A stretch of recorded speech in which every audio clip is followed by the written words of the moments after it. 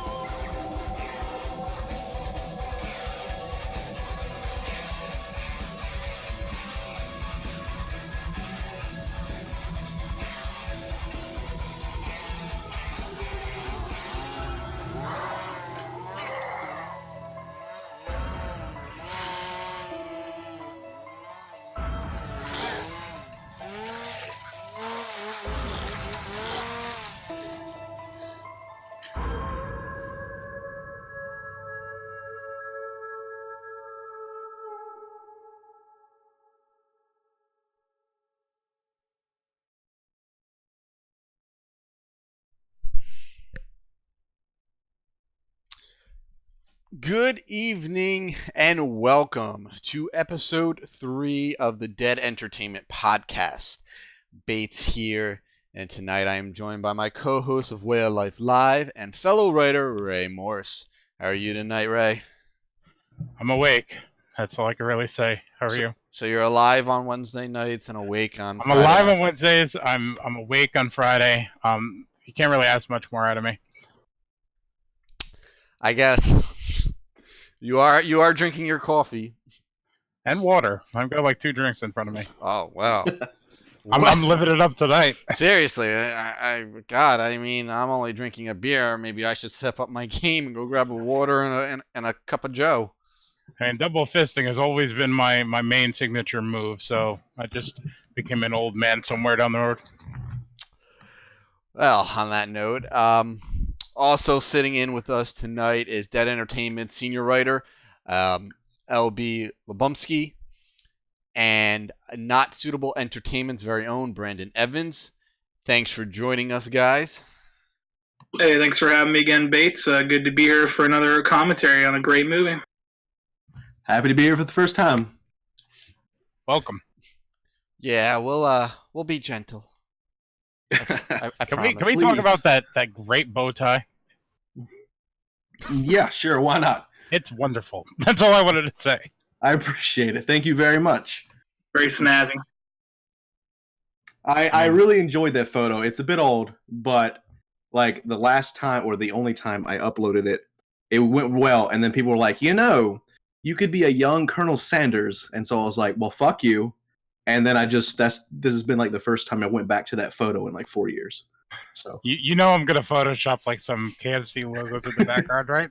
please do it. Or don't. We'll see. We'll see what kind of mood I'm in. Yeah, it's classy as fuck, I guess. You know, bow ties. I mean, it's no Mungus mask, but it's certainly snazzy.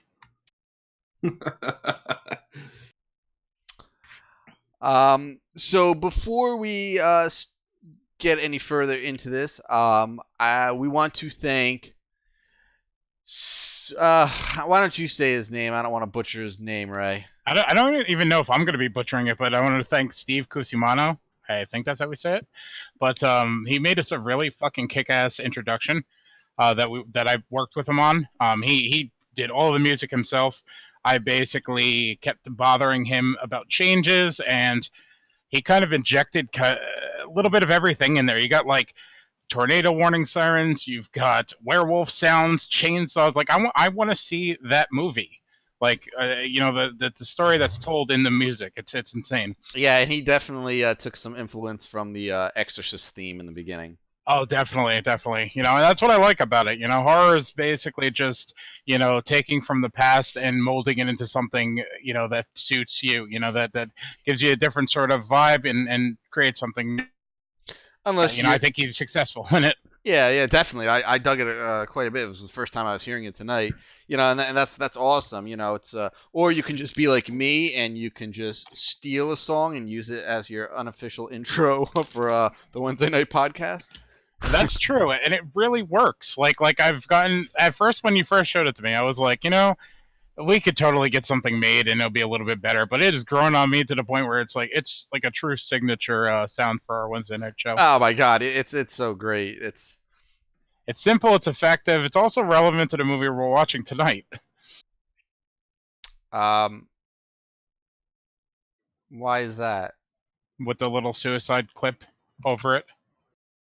Oh well, that intro. I meant the me stealing the Munsters theme. Oh right, yeah. That's like our unofficial theme in its own right. To backtrack on that, I really like that song a lot. I'm not a huge Munsters fan, but Jesus Christ, did Scum of the Earth pull off a great song. Yeah, definitely.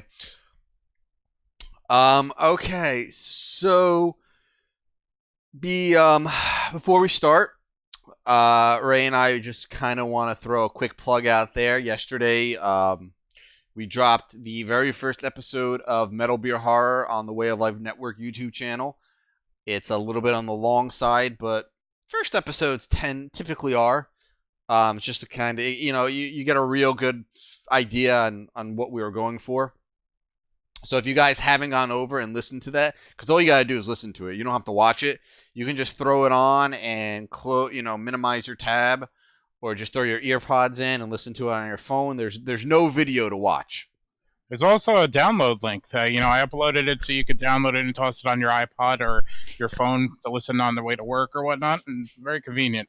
Yep. So it's not like, you really don't even have to watch Wednesday night's episodes. Those are pretty much audio, almost entirely audio as well. Occasionally we play trailers on Wednesday night, but for the most part you get everything right from the audio. But MBH is strictly audio for at this time.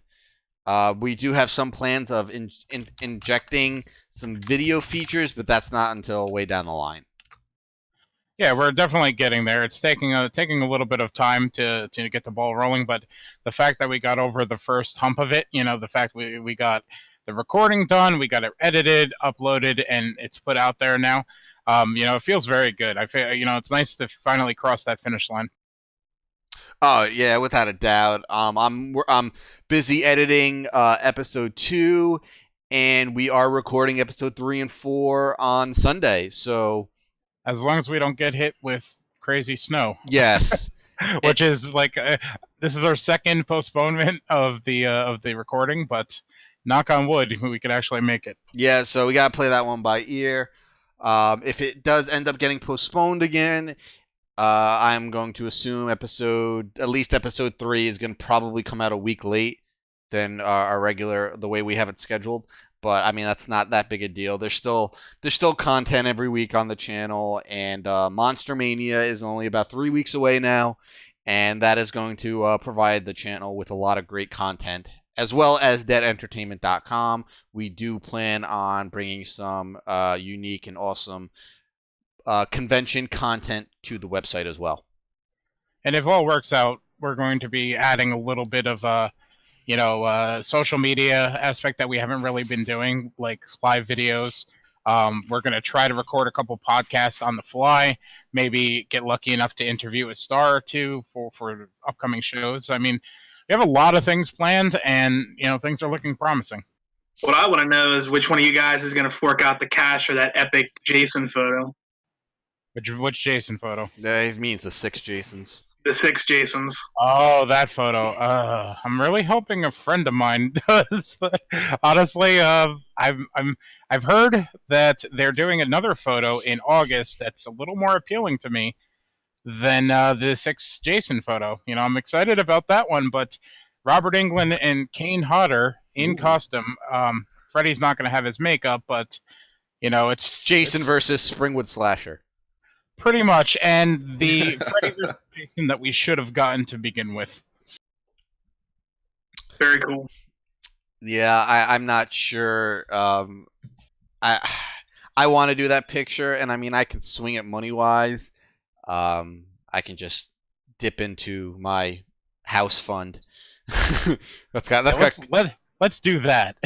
That's got plenty of money in it. I can steal a little bit from, but we'll see. If anybody should do it, it's you, because you have a tattoo of Jason on your chest. For fuck's sake, go stand there next to them all and clad in their costumes. Yeah, we'll see how I feel about spending that much money moving forward. I mean, obviously, I'd need to get somebody to split it with me. I couldn't do it alone. Hey, just imagine how it would look on your man cave wall, man. If that's not house artwork, I don't know what is. Yeah, my walls are pretty much already fucking covered. Oh, I'm sure you could make room for a fucking 8x10. With the price I'm paying, they better fucking give me a 36x24.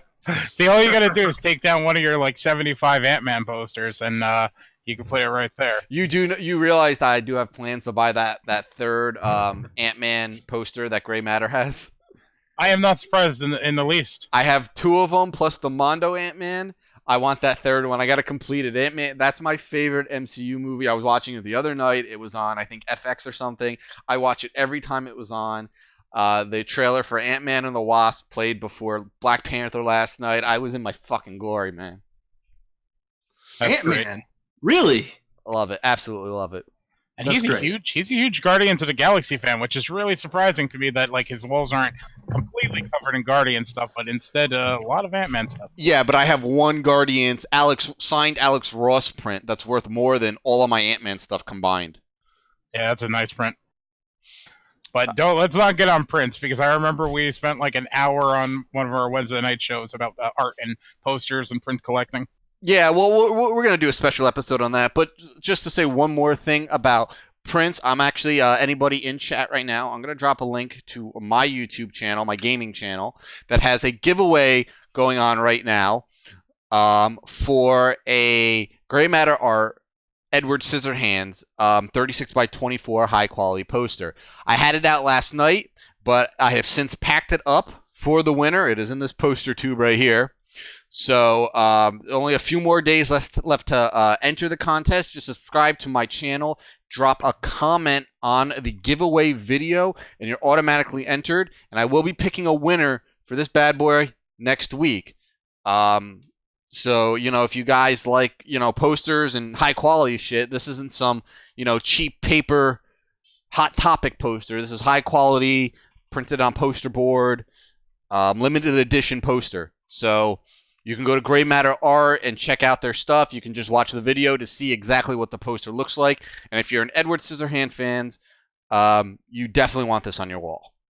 I agree. It's completely gorgeous. And if I wasn't disqualified from entering the contest, I would be beating up people entering so I could win it. I wouldn't mind having you entered, but I think if you won, people would be yelling fix. Yeah, without a doubt. I mean, I'd much rather the Prometheus print, but that's just me. Well, you know what? I'll let you enter that one because I do the drawings live. And I show everybody the names that I put in my mask before I fucking take them out. That you do. So I mean, I make it as unfixable as possible because I do it live on stream. So yeah, but then you're gonna have to worry about a big shadowy figure appearing in your door wearing a Lord Mungus mask, making sure that you pick the right name. Yeah, well, I'll take the chances. Alrighty. All right. Okay, so this is Brandon's first live commentary episode with us, and we are going to let Brandon just kind of tell us a little bit about himself before we get into the movie. All right, man. Thanks, Matt. So, well, I've known Chris and Lawrence for seems like forever now. I'm from South Carolina. I've always been really into film, TV, games, just about any type of media. That's just my thing. I'm heavily invested into the gaming aspect of everything. Currently, like you mentioned earlier, I do have my own YouTube channel. I've already commented in the chat so people can see that they're there, but not Suitable Entertainment. It's just another evolution in the project that I've been building. I got, the Instagram and all that good stuff. So if anyone hits up my channel there, they'll see all that information. But I just I've had and I still do. Not Suitable Entertainment used to be called the Water Cooler. Over on Facebook, and I ran that for a few years, and it was just basically I would take news that came out, video game and movie related and such, and I would just share it for the groups of people, say like specifically my Facebook friends and family who don't exactly follow media entertainment news, and I would always get I didn't know this was happening, or I didn't know this was coming out. So I thought it was a way to help educate the people about upcoming things that aren't exactly always watching, media related stuff. But no, I've been doing that for years now. And it, like I said, it just had evolved into Not So Entertainment about 12, 13 months now.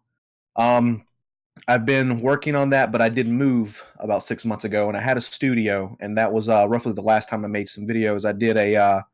I started a little terrible video podcast that didn't work out well, but that was the last thing I got to upload in the studio before I had to move out. So I actually just came across that yesterday, and I think it had to do with the Arrowverse, and I got all excited because like the DC Arrowverse, the Flash, Black Lightning, any of those shows are really exciting to me. So I'm like, yeah, oh man, you need to bring this back because I'll watch it every week. I'll be your biggest fan at this point. Well, that's good to know. That's good to know, and maybe I can. I have some things that I want to start working on to further that aspect. Like the main comment in both of those videos was like, you got to do something with the background, and so I have some ideas with that I'll go into at a later time. But money, is always the problem there. But no, I've been writing and sharing this news for years now.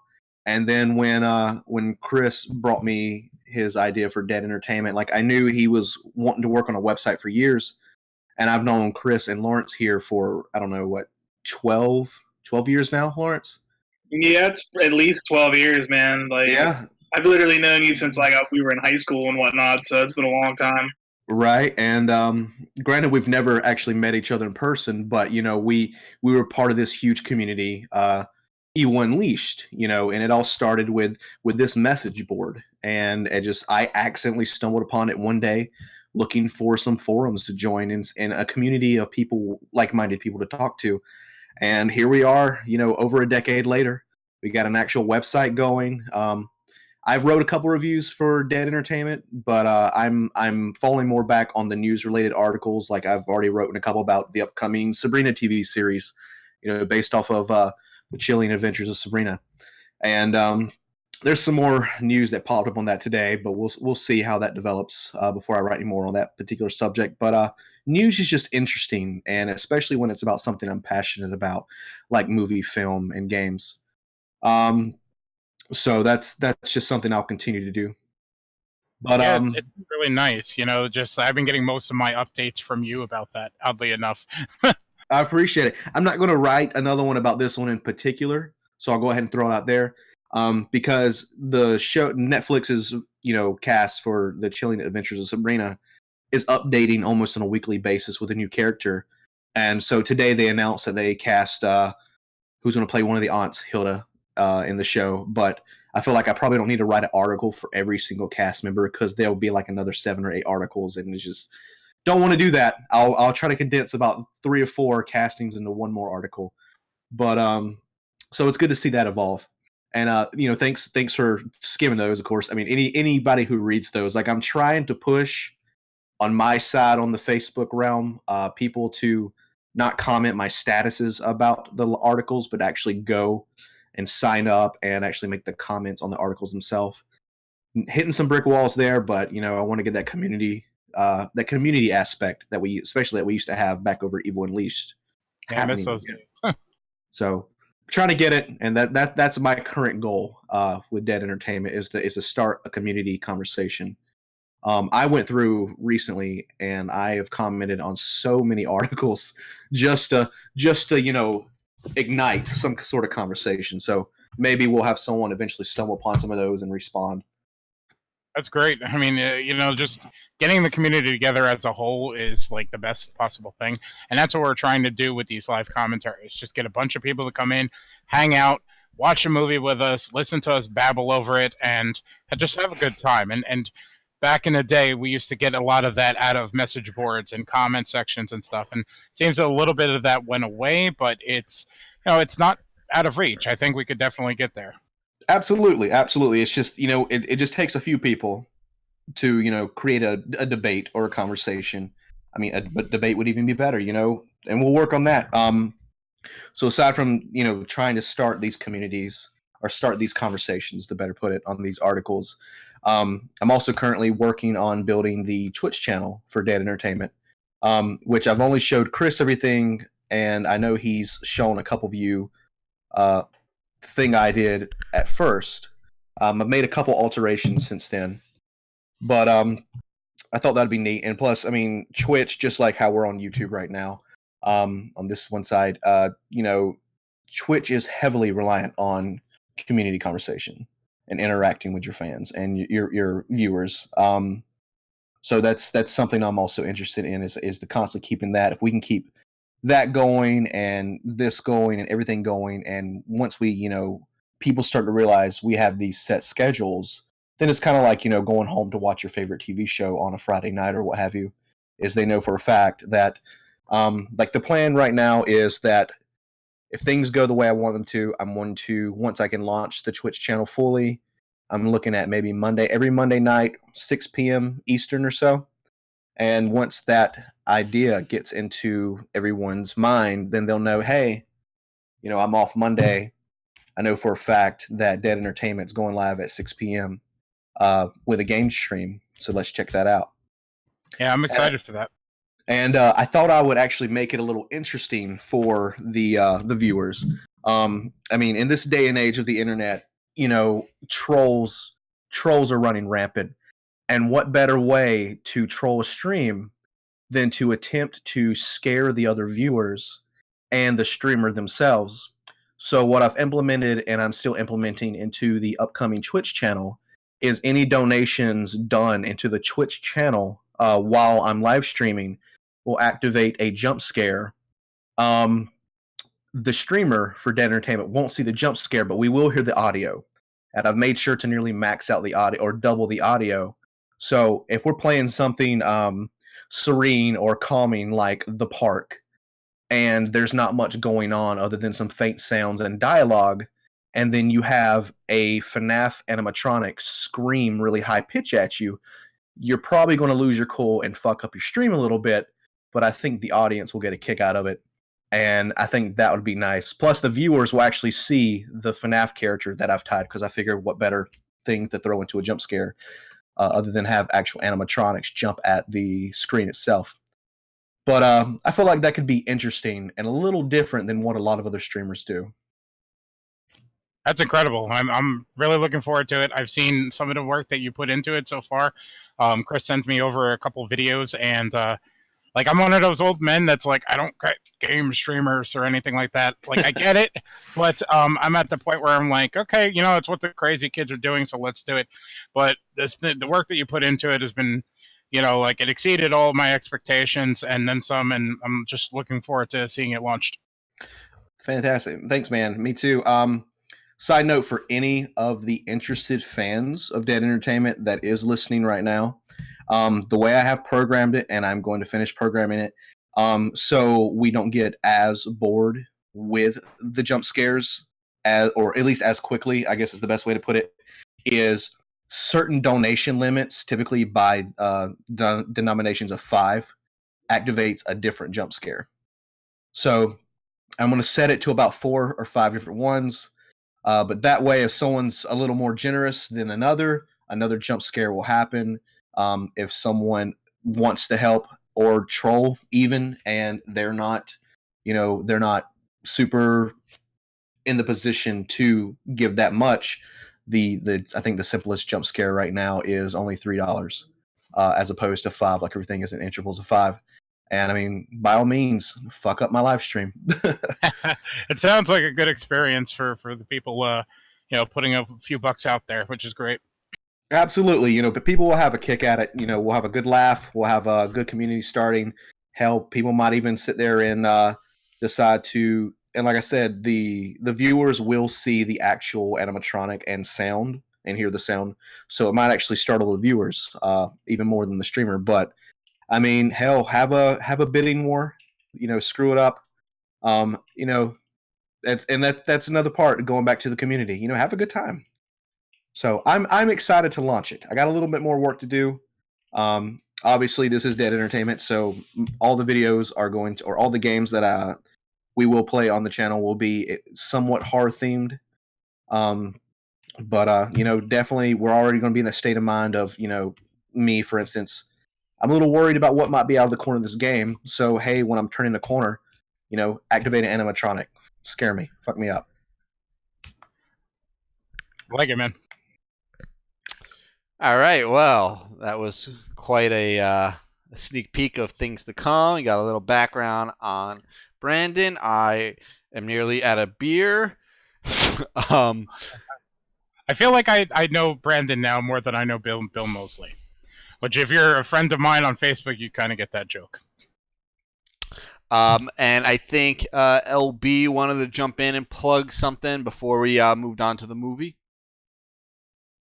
Yeah, sure. I also recently started doing some streaming, just kind of experiment with it. So if anybody wants to check it out, I play a lot of Friday the 13th online with my regular play group. And I've been doing that on Mixer. So it's mixer.com/Sinister History. It's also my Xbox Live gamer tag. So if you want to jump on, play some Friday or some Dead by Daylight or something like that, definitely check it out. As far as Dead Entertainment itself, I'm going to be trying to work on a special review for Monday for President's Day. So I'm not going to say much more than that, but keep an eye out for that. It should be pretty cool. And everything else, you'll just have to wait and see what I got cooking. Alrighty. Sounds good. Alright, let's see. I'm all fucked up over here. You always seem like in a like an ever state of turmoil over there. I'm doing like a million things over here. It's like that's how my week felt, doing all the images, all the writing, show notes and everything. Like it'd be 4 o'clock in the morning and I'm like, where the fuck did my week go? Not just the night, where'd the week go? Alright, so last episode we watched The Devil's Rejects. We had an absolute blast with that movie. It's one of my all-time favorite movies. Everyone who was watching it, it's one of their favorite movies as well. So we had a lot of fun and a lot of good conversations afterwards and beforehand for that movie. And we gave it a 10 across the board. Like, everybody that joined us on that episode, 10 out of 10, which was surprising. But, it's an incredible movie and it's deserving of it. Yeah, it's there's absolutely no flaws in that movie.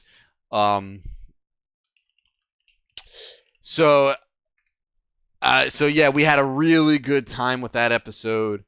If you missed it, all of these streams are archived on the channel, so you can go back and listen to it. You can queue up the movie at the same time when we say to start it on the archived video, and kind of see exactly what we were talking about. It's obviously not live, but you get the gist of it.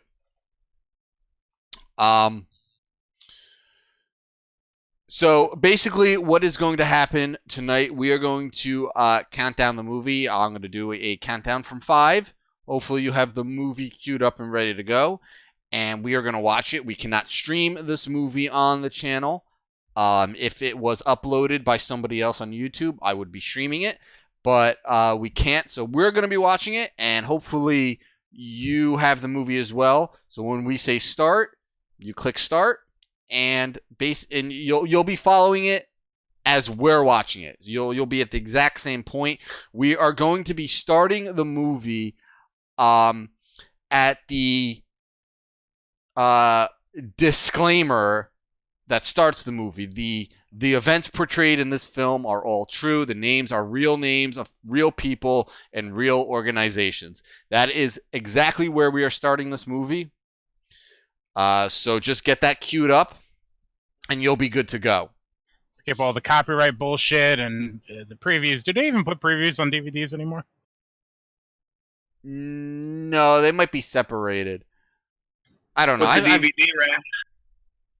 I have no idea. I have bought like 5 DVDs or Blu-rays recently, but I have not physically messed with them. That's my problem. I was doing that for so long. I would buy them, and my stacks would just get higher and higher. And when I stopped unwrapping them, I was like, okay, I need to stop collecting for now. Yeah, I'm kind of in the collector mentality at this point. Like, I'm not even. I mean, I can just watch anything online, you know.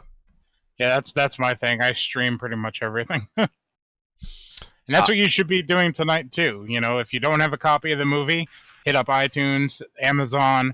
You could find this thing pretty much anywhere, run out and buy a copy of it real quick. We'll wait. Just kidding. Okay, enough waiting. So just again, we are watching one of our all-time favorite movies in Return of the Living Dead. Return of the Living Dead means a little bit more to Ray and myself because it's really, that movie is the namesake basically of our other channel, the Way of Life Network. Way of Life was really built around this movie, Think this is a fucking costume? This is a way of life. Yeah, and it is for us. So this movie means a lot, a little bit more to Ray and myself, for a couple other reasons as well. We watch this movie all the time. It wasn't a convention without us at least bringing 3 copies of this movie. Yep. Every convention for the last 12 years, we always had 3 copies of this movie brought down.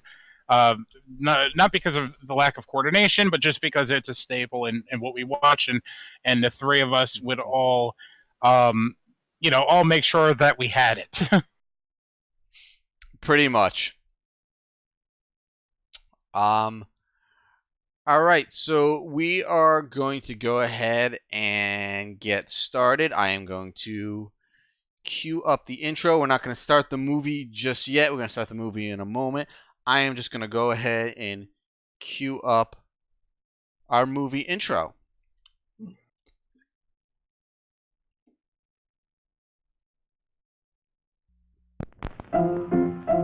Let's all go to the lobby. Let's all go to the lobby. Let's all go to the lobby to get ourselves a treat. Delicious things to eat. The popcorn can't be beat. The sparkling drinks are just dandy. The chocolate bars and the candy. So let's all go to the lobby to get ourselves a treat. Let's all go to the lobby to get ourselves a treat.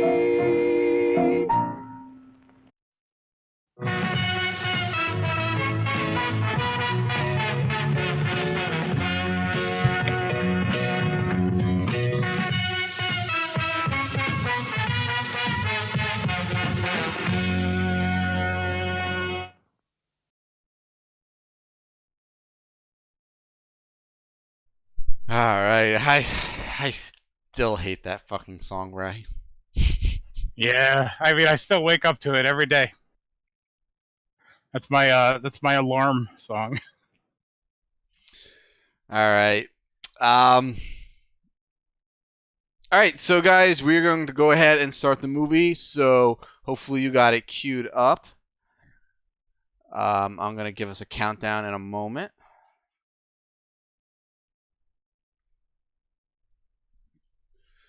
All right, I have to mute it on my end.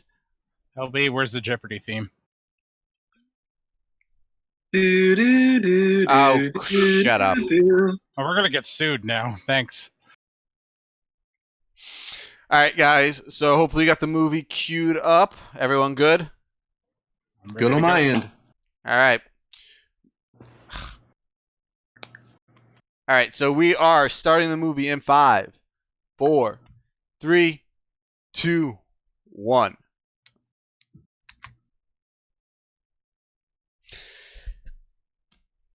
And once again, welcome everybody to Dead Entertainment's Return of the Living Dead live commentary.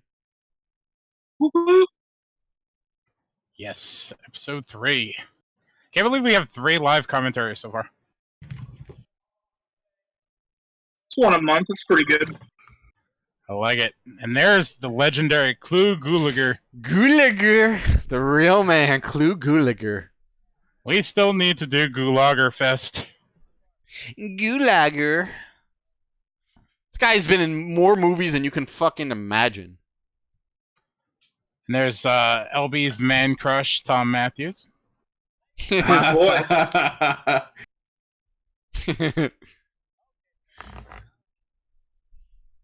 actually the first movie that I ever saw him in, and then this is 85, and then of course 86 was part 6 of Friday the 13th. So they went right from this movie to playing Tommy Jarvis, so it was pretty cool. This Yeah, he's a hell of an actor. This is how this movie ends, right? He gets really upset over his past struggles with Jason, leaves here, and goes to the cemetery. That's the way I like to think it ends. Like that would be a good way to fan tie them together. Oh yeah, I'm sure there's some conspiracy timeline out there where it's all connected. If not, there should be. By Evil Dead in there too. They read from the Necronomicon. That's why there's zombies in this movie. There you go. Yeah, I mean, shit, and it's not that there's a connection for the Evil Dead and the Jason movie, so because Jason is technically a Deadite.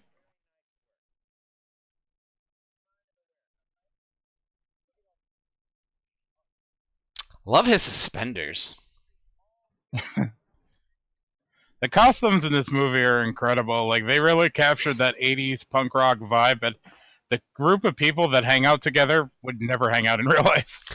I remember watching this movie as a kid, and then I remember watching Return of the Living Dead Part 2 and seeing Tom Matthews in it again. It's like, what the fuck is this? How did this happen? I was so confused. Frank was in it as well. He played opposite of Tom Matthews, ironically enough, too. Yeah, I know. They were... it's the weirdest fucking grave thing. robbers, right? Yeah, something like that.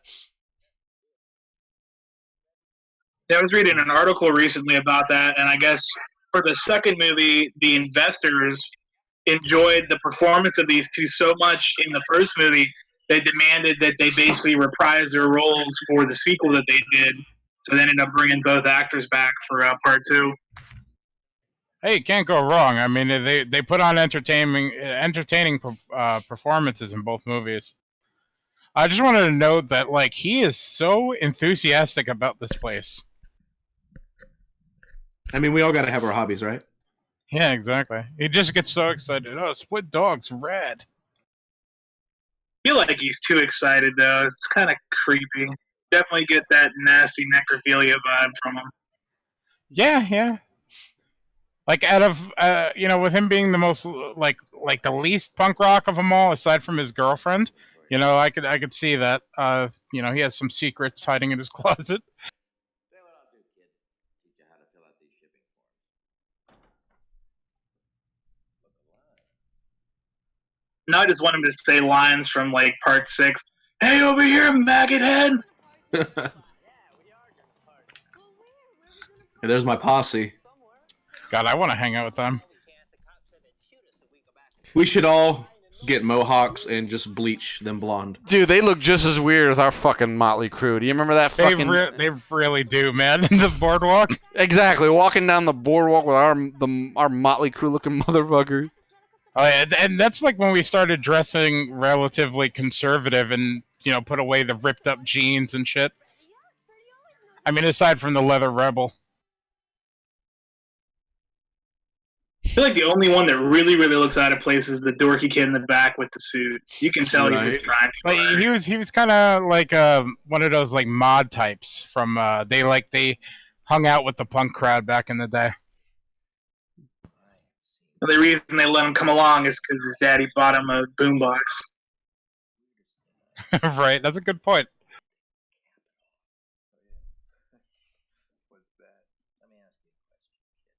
I love that shit-eating grin he has on his face. Do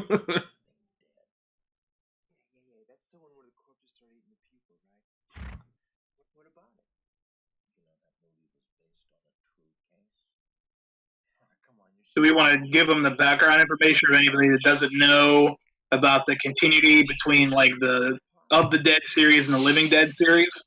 Please. All right, so basically, you had Night of the Living Dead, of course, was Romero, and his producer partner for that movie was John Russo. Well, they had a disagreement later on how they wanted to continue the series, so they made an agreement that they would both have their own, basically split, where they would say Night of the Living Dead happened, that's the first movie in both of our continuities. John Russo got to keep the name Of the Living Dead, and Romero kept his movies as just Of the Dead. So technically, this is a official sequel to Night of the Living Dead. It's just like kind of an alternate timeline version. Interesting. Yeah, and that kind of like ticked a little bit of the fans off. I remember when I first was looking up this movie on DVD back in the day, there were so many reviews on it, just completely trashing it for being an awful sequel to George Romero's classics. And it was a split in the road. They went one one way, one went the other way, and you need to separate them despite the the connection. I just find that kind of funny because really this is probably the first zombie movie, whereas people have seen it or people haven't seen it yet. These zombies are the ones that are all about the brains, and that's such like a common kind of thing. People are associate zombies with wanting brains and stuff like that. And you really didn't get that until this movie. I love that he just knocked everything over. I love his little fruity earring. It's like a little pearl in his ear. It's his treasure. Maybe it's the earring he got from his girlfriend at the end of the Breakfast Club.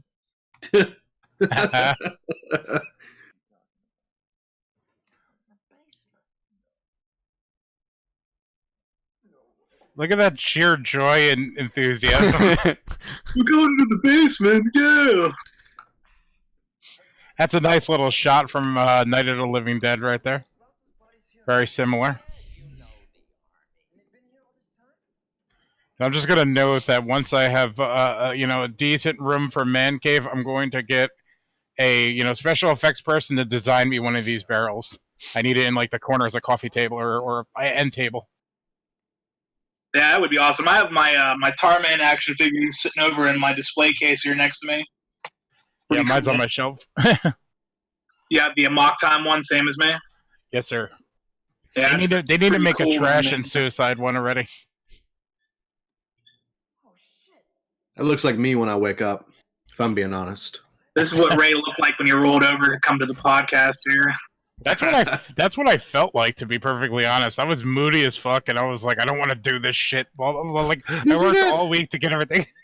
Oh, the pain of being alive. That's a quote that I love that he sprays the glass and no fucks given, just uses the entire roll of paper towels to wipe it down. Some men just want to watch the world burn.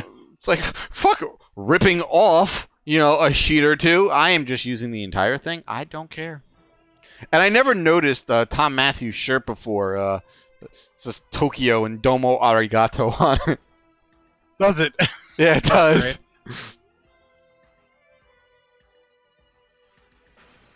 Don Calfa. Yeah, there's somebody I wish I could have met before he passed. Yeah, for sure. Miguel. I need to meet Joel Shepard already. Miguel Nunez. Man, that guy's a fucking cunt if I've ever met one. Tell us how you really feel. I think I just did. He's a cunt. This motherfucker was... I remember seeing him at a Monster Mania once. This motherfucker walking around like his shit don't stink. It's like, alright, dude. You are a prominent character in one awesome movie. You are a throwaway character who got his shit pushed in a fucking outhouse in another movie, and you are Juana Man. Alright? Just slow your shit down. Walking around like he was fucking tough shit. I'm over here inviting people to the podcast via Facebook, and I just invited Joel Shepard. She's on my friends list, so I figure why not? Maybe she'll pop in. Invite Miguel Nunez so I can tell him how much of a fucking cunt I think he is. And then you're gonna show up the door. I'm gonna ban his ass from our YouTube channel. That's a good way to start. Dan O'Bannon, man, the same dude that made Alien.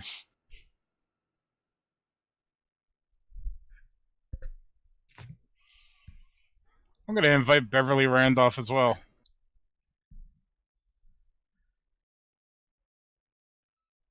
This motherfucker, he got a tennis court and shit. Oh, to be wealthy.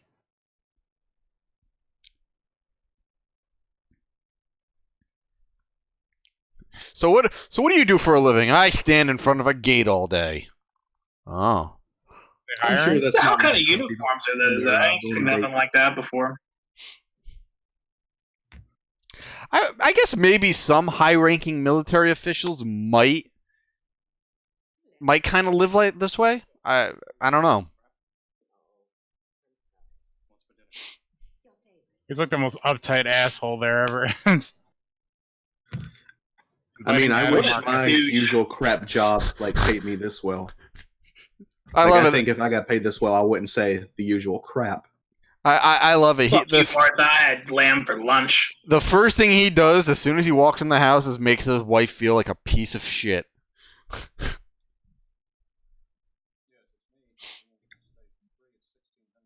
It's a nice bar.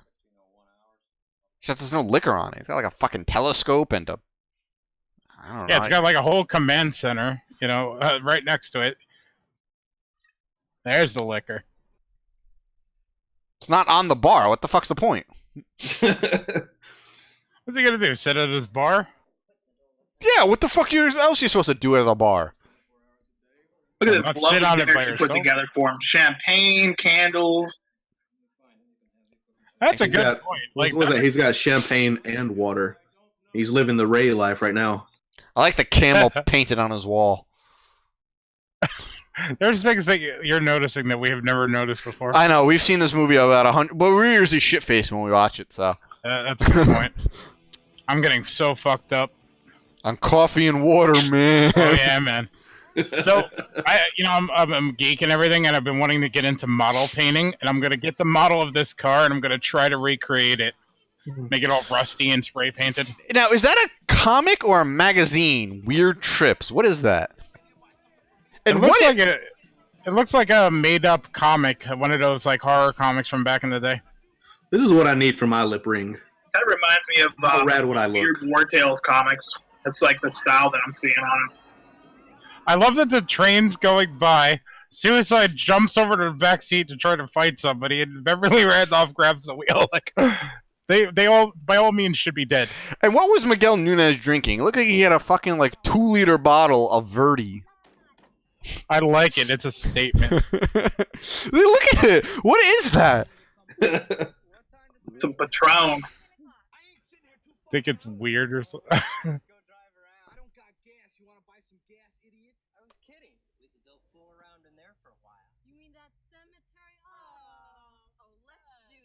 I love Linnea Quigley. She's like my favorite actress in the world. Who defaces the front of a cemetery like that? I've seen like dozens of Those cemeteries. people, I've never seen specifically. it like all graffitied and tagged up. I mean, look at their car. If I had to guess.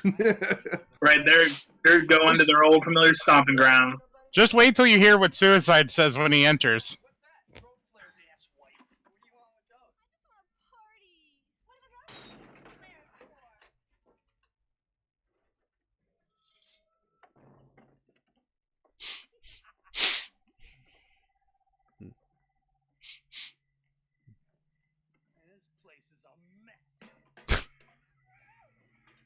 He's an environmentalist of all, out of nowhere.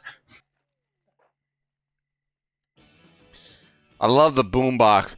You think they have spare? You think they have a spare 6 D batteries to put into that thing when it dies? Yeah, after like 3 songs.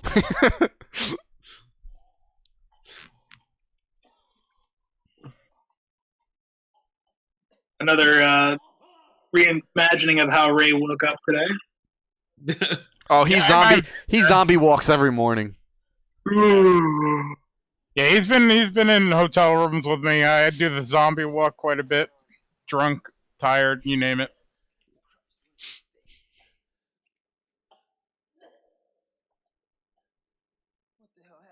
Where did he go?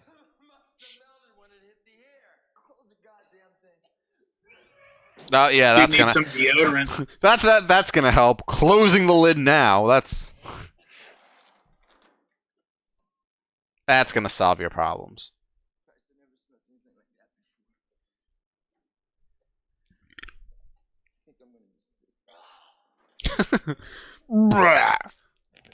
It's a great noise.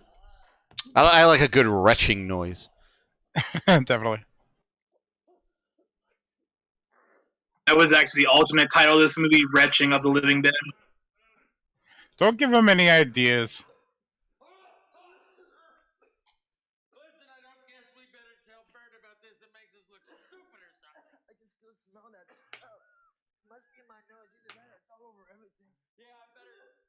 Well, the door is open. Close the door, you're letting the stank out. And boom goes the dynamite. He's using a generous amount of that. Like, Lysol is so terrible smelling. I would want to leave. Well, alright, and this is like 80s Lysol, so it's like that can probably weighs like 14 pounds because that It smells shit like rat poison. because that shit was so thick back in the 80s and the 90s. It's like spraying fucking silicone in the air. Silicone formaldehyde. What? Looks real, man. It was that kind of Lysol that fucking, if it got into your nose, it would burn and sit in your nose for like an hour. Dude, you get that out of modern day Lysol. I can only imagine how bad 80s one was. Surprised PETA wasn't upset about this. Think of the dogs. Or half a dog's. I can think of the half of dogs. Half dogs are people too. Are we fucked? It sounds sore. What does that even mean? I don't sound like that when I'm sore. Maybe he meant rigor mortis.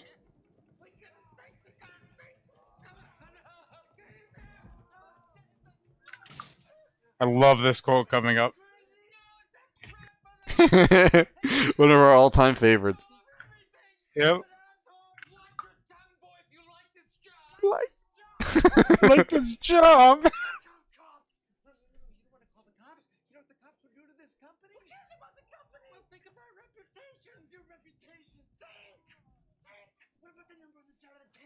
He didn't even fill out the application yet. Like this is a lot for him to deal with on the first day.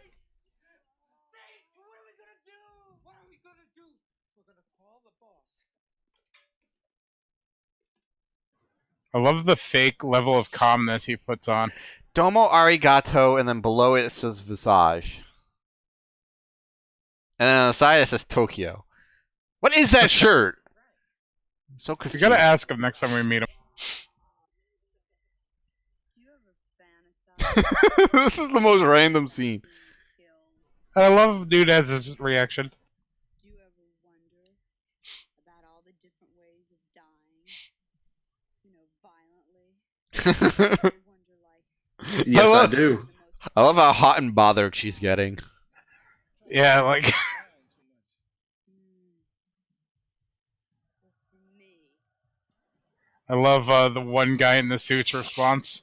would be for a bunch of old men to get around me and start fighting Why they gotta be old men? alive.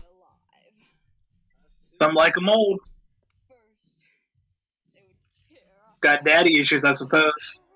Yeah, and then some. Jesus. See, now she just ruined her shirt. Like, she wasn't thinking ahead. Now she has no shirt to wear at the end of the night when, she's not horny anymore and she puts her clothes back on. I don't know. She seems like she's always horny, to be fair. Yeah, probably. I love how they have this, like, I love Suicide with the road flares doing. It's like a ritualistic dance. I gotta say, this soundtrack is like one of my favorite soundtracks. And what is that short leather skirt thing she's wearing that has like a removable crotch piece? I want one. Talk to Chris. He might be able to get He's us like, some yeah. I love how she's Ken doll like. Yeah, Barbie in this case. but it's also nice because it's very rare to see a girl so shaved in the 80s, and if they weren't shaved, they were almost definitely wearing a merkin. So that was all Quigley there. There was no merkin there. That was interesting. You got a solid point there, actually. It was a nice boob to ass ratio too. You got to give her credit on that front as well. Oh man, she had some superb 80s ass especially for white women. It was like some flabby or pancake shit. That was some grade A meat right there. I just want to sink your teeth into that shit. And there goes our women portion of the audience. Sauce all over it. All of our women is just logged off. I see our viewers going down. I'm giving props to some beautiful 80s assets. And they knew how to use her. She wasn't the best actress, but she had a lot better assets than the acting. Her agent was like, "All right, so in this movie, you got to do a full nude scene. I'll do it." Well, let me sure though. let me explain it. You're gonna be in a grave. I'll do it. A graveyard. I'll do it. It's like you couldn't not sell Quigley a nude scene in the 80s. Yeah, if you ever get a chance to meet her, you really should. She's a sweetie. Yeah, she's so sweet, and it's like meeting like a long lost aunt. She just sits there and talks to you, and like she's the aunt that like is inappropriate when she's invited over. It's hilarious. I don't know who's sweeter, her or Barbara Crampton. I've never met Barbara Crampton. I want to though. She's a wonderful sweetie. Linda Blair too. I mean, I've met so many, and I know Barbara Crampton hates the term scream queens, but I've met so many of them, and I have to say I don't think I've ever met one that wasn't just an absolute delight. Especially ones that play such awful characters like Adrienne Barbeau. You know, fucking meeting Billy from Creepshow. You're not expecting much, but god damn is she just. You know what? This corpse kind beautiful. of looks like that yellow bastard from Sin City. Yeah, it does. Definitely. It really does.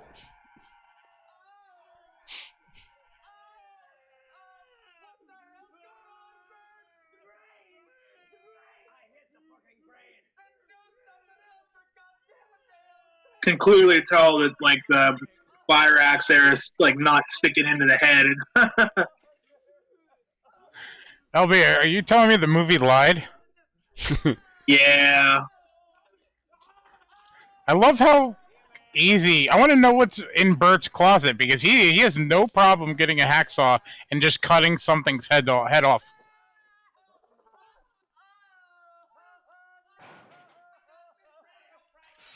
Delicious. It's the weirdest fake corpse ever.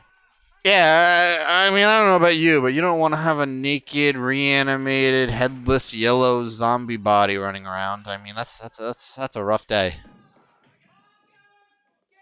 Fucking took that shit down like Michael Strahan. I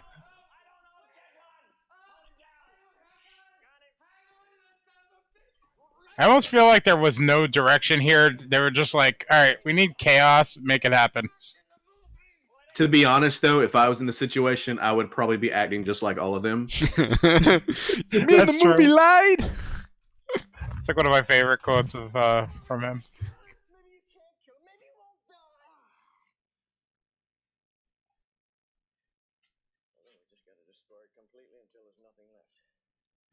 Clue is another great person to meet. He's like, he still has that same sort of pep, even though he's like in his 90s.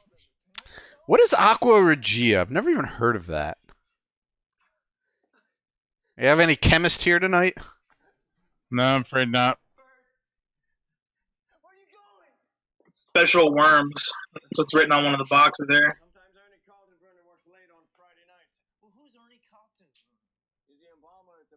Specimen worm. Sorry, my bad. Shouldn't like literally everything in the entire warehouse be alive? Like hearts and jars are beating, lungs are breathing. I love the porn that's just taped to the wall over there. I never noticed that behind Clue. Oh, by the motorcycle? Yeah. I got some warehouse just like randomly tape up some porn pictures. You know, it looks like fucking Mike's basement. God, looks like something it really does. It looks like something you would see in Mike's basement. Good lord. Hopefully whoever bought that house firebombed it. Best soundtrack. What's the matter? Does it make you nervous? I'm hot. She's just jealous because she's flat chested.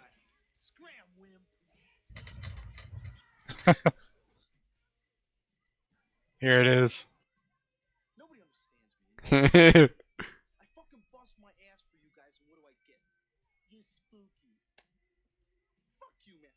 Fuck you all. I feel you, man. I feel you. I mean, I got something to say, you know? What do you think this is all about? You think this is a fucking costume? This is a way of life. Oh, yes. It's an absolute shame that he's not alive anymore. Yeah, very sad. I would have loved to meet him because his performance is amazing. Have you ever met her? No, she's been like evading me. Like, I think she was invited to like one of the conventions around here, but I never got a chance to meet her. What I hear is her and Beverly Randolph don't get along in real life, and Beverly Randolph is the one that's kind of in charge with lassoing the remaining members of the cast together for the reunion. So Don Caffa is smoking the weirdest looking pipe ever. Clearly listening to like Russian music or something too. Apparently the dude was a commie. those 80s headphones, though. Ah, yes, that thin. I hated those things, and they'd always like grab your hair when you take it off, and then pull it out. Those thin foam pads on the ears. Little the metal over the head. Oh, they were the worst. They sounded terrible. I just think you shouldn't be wearing headphones as a mortician. Like, throw the radio up in the corner. But, I mean, chances are, at some point in time, someone's going to walk in and do this to you.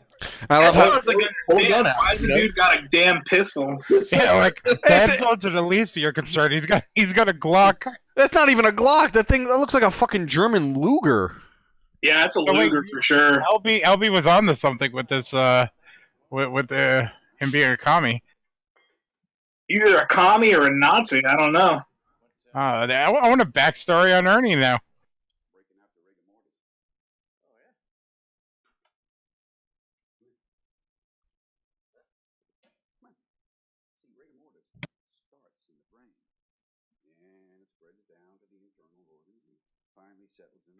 The good kind of exposition. So what he's saying is the stiff will get stiff. You have a one-track mind, LB.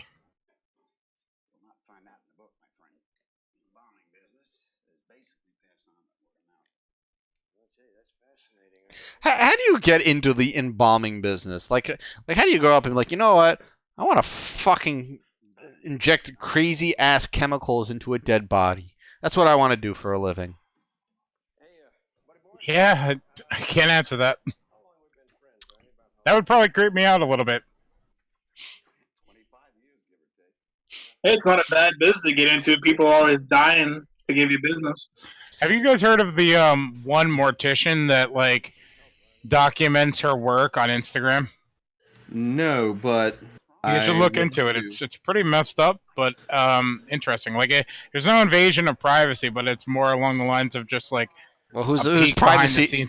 Whose privacy are you invading? Your clients are dead.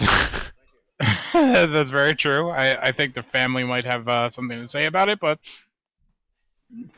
yeah, it kind of made waves on the internet for a little bit there, and yeah, I checked it out. It's morbid, but interesting. Well, I do like the morbid and interesting. The back of his jacket say "fuck you." Probably, knowing this movie.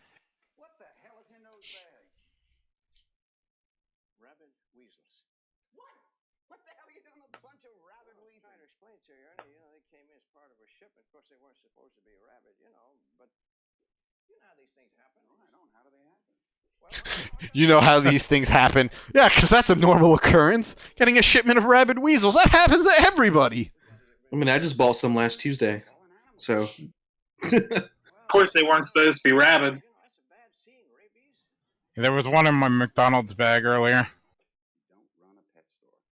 That one was deep fried, though. And delicious. I just can't do that. You gotta take my word for it. What the hell are you going to do? You have a crematorium, right? You want to burn them? Yeah, every time I see Don Caffa, I can't just like get out of my head him playing the Hitman from Weekend at Bernie's. Yeah, you just told me about that on one of our other shows. Like, I need to go back and see him now. Yeah, once you see it and realize that it's Don, you can't unsee it, and it's so great.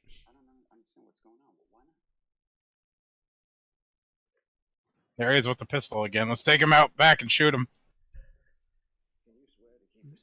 You got a regular Atticus Fitch over here. Apparently, he's not very sanitary. That's a very blood-soaked smock he's wearing. Was he even wearing gloves when he was doing that? Yeah, he was. Okay. Oh, snap, it's not. What? God, did M. Night Shyamalan work on this? What a twist! It's an orb!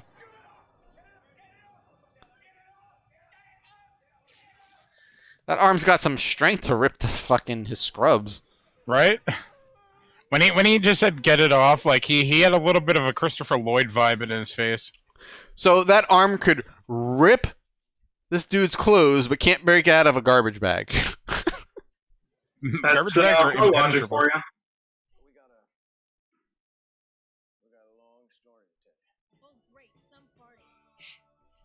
What happened to trash and suicide? Probably getting it on. Don't even think it, Chuck. Oh God, was 10 o'clock gonna come? This chick Fuck looks. you, Chuck. She just like vomits 80s girl. I mean, I would love to kill her in Friday the 13th game. Go choke a chicken.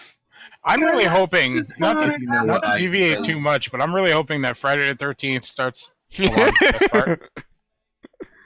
Sorry. I'm really hoping Friday the 13th starts to incorporate other games, like Call of Duty and everything's putting zombies into their games. Oh, can we It'd be get cool if we had like a Friday the 13th Victor Crowley or Tarman or just all sorts of crazy characters. I think it'd be fun. Oh, I want fucking Demon to be in Friday the 13th. I want to just fucking kill Demon over and over. That cunt.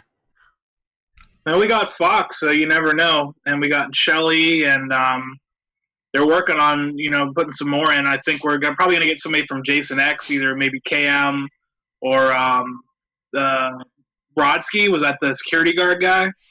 Yeah, he's the real man. If you ever watched the Spartacus series on Stars, he was amazing. Yeah, he was that actor played Doctori in that entire series.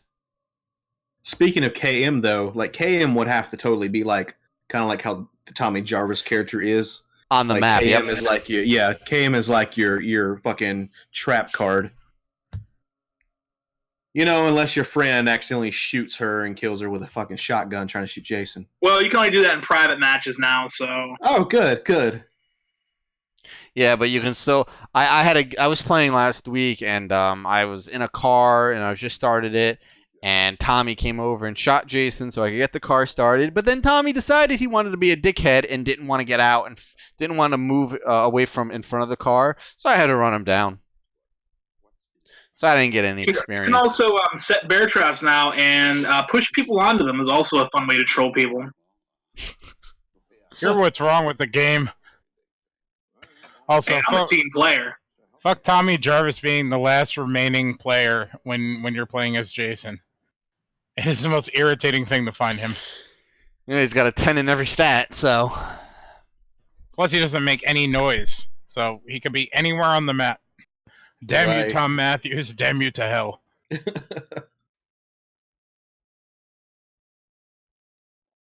He was like, I can't finish my job with my pants looking like this. And they take so long to get the point across in this scene. Dude took it pretty well, all things considering. He was like, well, let's get burning those bodies, guys. That's true. I mean, he probably never seen anything quite like that. But he was a trooper.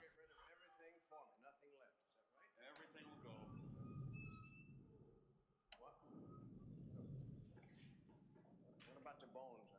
Bones are no problem. Hardest thing to burn is the heart. Heart? Why? Because it's just one big tough muscle. Yeah, but Ernie, I mean, come on, we don't want the heart sticking around. You may want to fact check that and see if that's accurate. I'm tempted now. When I have some private numbers calling my phone all of a sudden, we saw you were interested in burning human hearts. Hopefully it's not the FBI. No SWAT teams breaking through your window. Some big favor. I can operate that goddamn thing. Are you absolutely certain that I love how just like schoolgirl jealousy is. nothing but a little bitty pile of ashes? Oh, we don't even want the ashes, eh? Then I'll turn it up higher and we'll burn up the ashes too. Dust to dust.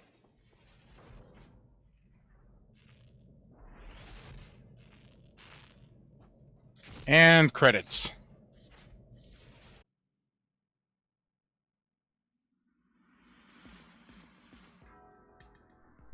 Ah, man. Nice transition. Nice dissolve. Motherfucker, me and my misquoting. That's the second time you misquoted that quote. know. In like Yeah, a week. I misquote everything all the time. Had to go get another beer, and I was in the mood for a scotch. Scotch time. Scotch I time. love scotch. Scotchy scotch. I'm not even going to continue that quote because I'll misquote it. Tune in for Return of the Living Dead commentary. You get Anchorman quotes. Oh no, my tits! She was complaining that she was hot earlier. I mean, come on. Yeah, it cooled her off a little bit. I mean, that's got to be a nice run. A nice romp through the graveyard in acid rain. Hey, I love Trash's quote coming up. What was in that raid? Like everything that comes out of her mouth is just gold in this movie.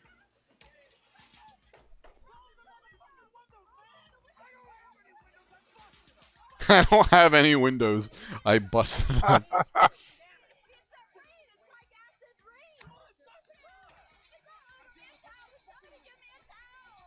Oh yeah, because Suicide's the kind of guy who keeps towels in his car, right? I love how Suicide's face. He always looks like he's on the verge of a stroke. Maybe we know why he died.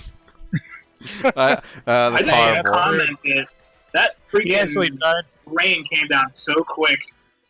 From Yeah. like it just burned that body. It just went up in the cloud. The body's still burning, and it's already raining. Maybe the rain was already in the forecast. Wait a second. Maybe a Nazi. You know, something cool I learned about rain in movies. They can't have light rain in movies because you can't see the rain. So anytime you're watching a movie and it's raining, it is always downpouring harder than you've ever seen it downpour. Like, it rains, like, it's like comically hard how hard it rains in movies because it has to be that hard, otherwise you don't see it. Huh. The more you know. See, you learn things on this stream, people. I'm here to pass on my wisdom and knowledge and drink scotch and beer. No bourbon, though. I don't like bourbon. Well, fun fact, going back to the question earlier, because the body is about 70% water and the heart is so deep in the body, the heart is one of the last things to burn when cremated because of all the muscle tissue and moisture. So well, yeah, right. Yeah, so they said that in the movie. It's just one big tough muscle. There you go. It's just fun facts that like you can trick people with, because people wouldn't think that. It's like, oh, that's the strongest muscle in the body. Like a normal person wouldn't think that. Look at Birdie's like, man, I shouldn't have had that leftover China buffet.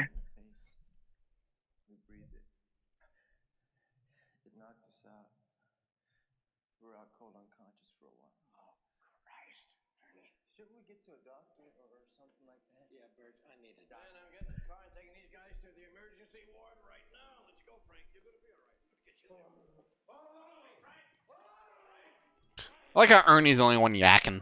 Tom Matthews is manning up. Frank, you mean? Yeah, sorry.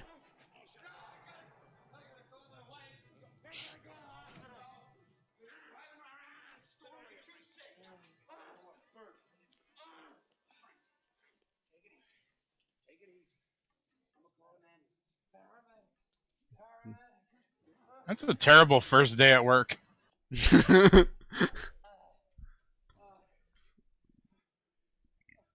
Hopefully, at least gets a raise after this. I hope they offer health insurance. The painting on this wall, man, had Hitler in it. He's going on workman's comp for a long time after this. He's also a bad aim. Only one bullseye.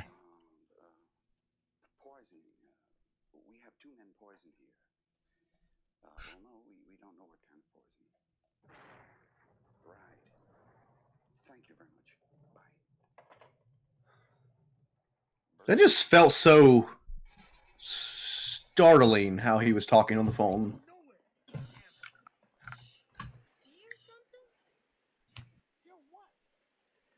Yeah, the rain. See, now she's all worried about covering up. Right? Her nipples are burning. Acid rain will do that.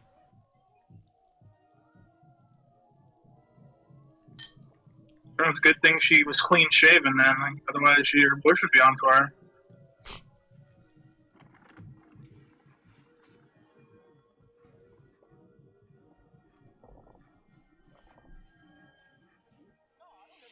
You don't want your bush on fire.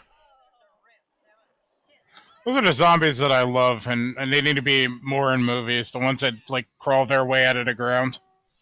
See, look how hard it's raining. Like, it does not rain that hard in real life. I've been in hurricanes where it doesn't rain that hard.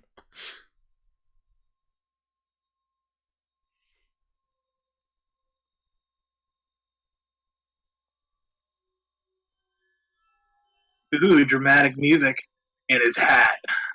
I'm getting creeped out. Don't go into the basement. What could have been makes you wonder what that movie really would have been like. Seriously, Oh, yeah, like that all would those have been trailers. hilarious. Though there was a movie called Don't Go Into the Basement, but I was assuming you were referring to the Grindhouse trailer, Don't. Sounded like it was. Correct. But there is a movie called Don't Go in the Basement. I still want to see Nicolas Cage as Fu Manchu in Werewolf Women of the SS. It's my Mecca! I lost it when I saw Grindhouse for the first time. How did that lid get opened? They closed it. Tarman's wandering around down there. Tarman. Why would he open it back up? Like, did he leave his wallet in there? I don't get it.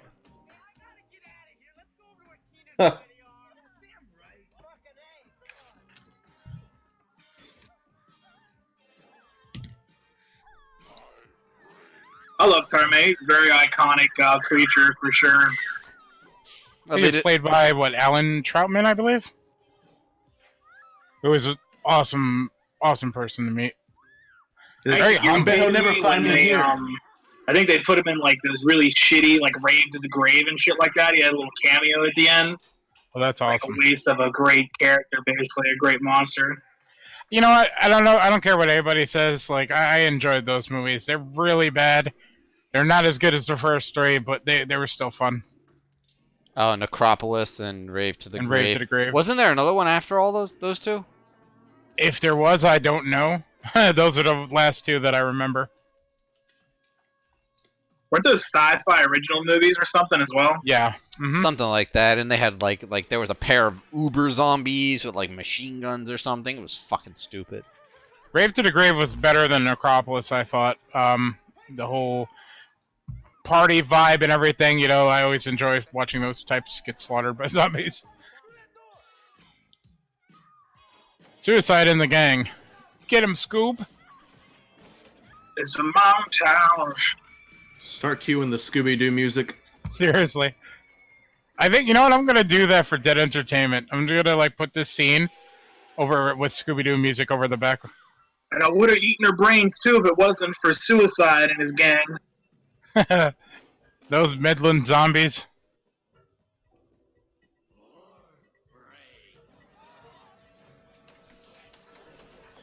See, Miguel Nunes always got to start shit. I mean, Tarman wasn't messing with him. He throws a fucking paint can at him. There's the obligatory ass shot. Her blanket just so happens to get wrapped around the pole and she has to ditch it. Convenient. Listen, I can watch that ass all day. Oh, I'm not complaining.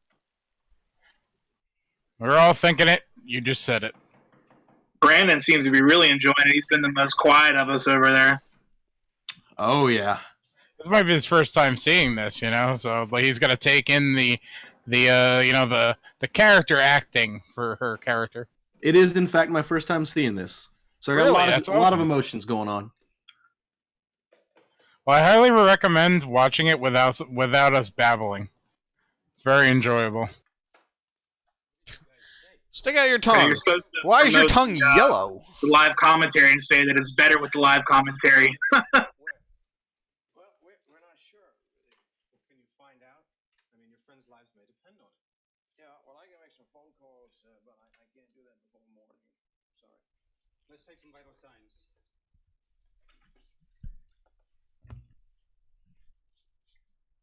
Oh.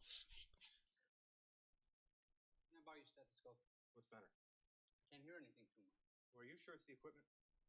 What do you mean? Well, I'm not getting anything on this either. What do you mean? What's wrong? What's wrong? It's all right. We just need to double check a couple things. Like how panicked Tom Matthews is getting.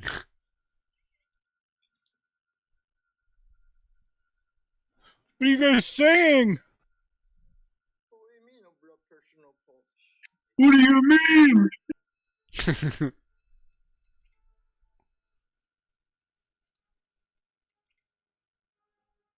do you have? 70. He looks embarrassed. 70 degrees. Well, what's that? Room temperature. Want me for a second? I want to talk to you.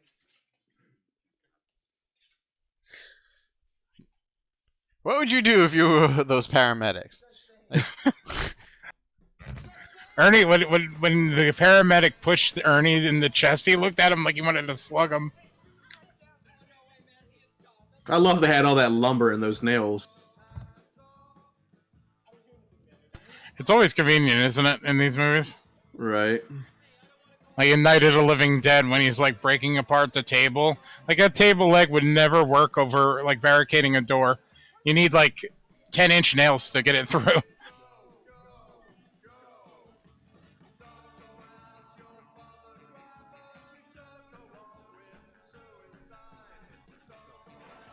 I love the music. Such a great soundtrack. It really is.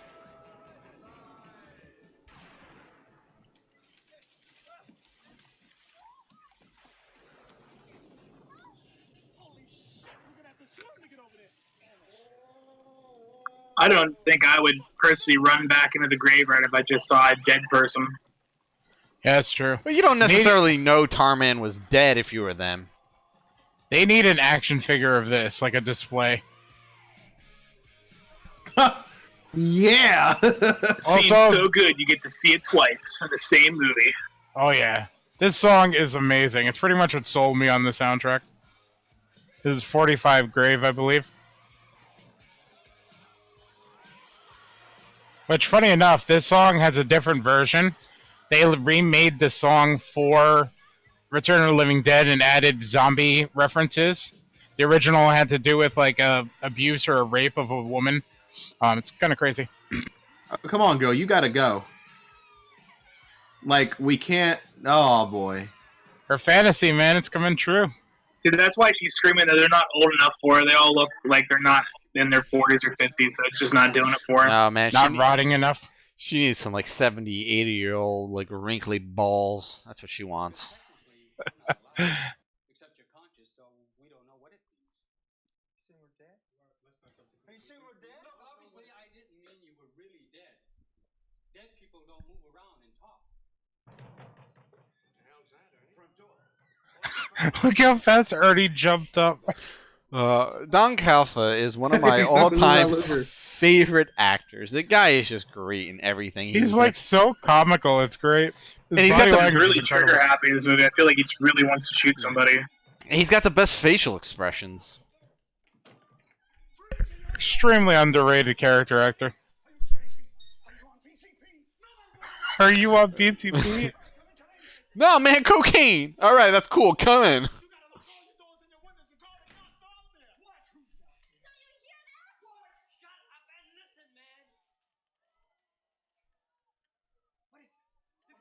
My God, it's an orgy. Trash is having a good time.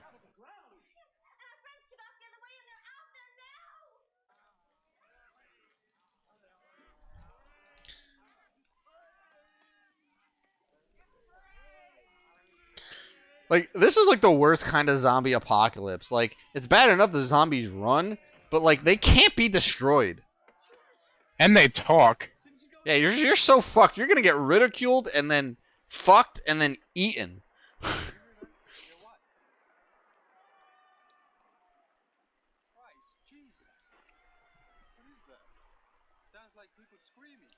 It's like I want to know what John Russo and I forget who the other writer was on this movie were thinking. They're like, yeah, let's make zombies, but you can't kill them.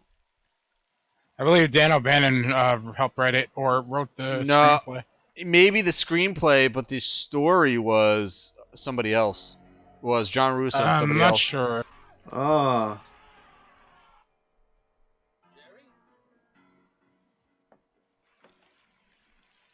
Love this hug he gets right here. Come here, baby. Yeah, you're right. John Russo, Rudy Ricci, Russell Streiner. Dan O'Bannon did the screenplay. You'll recognize Russell Streiner. He played the "You're coming to get you, Barbara" actor from Night of the Living Dead. I can't think of his name offhand. Johnny.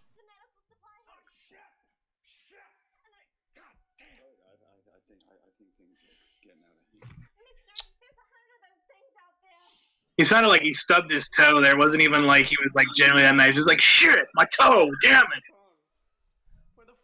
Ernie is just saying now that things are getting out of hand.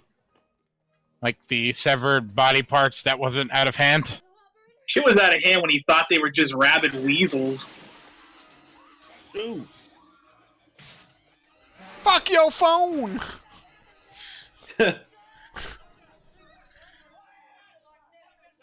So he can jump through a double pane glass window, but he can't get through that little glass with some screen on it on that little door there. This is double pane soundproof glass. Yeah, I'm guessing nobody get that reference. I'm just gonna keep drinking. Keep drinking. Ace Ventura, really? Dude, it's been so long. Oh my god! How do you like not watch that movie at least once a year? It's like one of the best movies ever. What's wrong with you because people? It's like packed away in one of my DVD cases.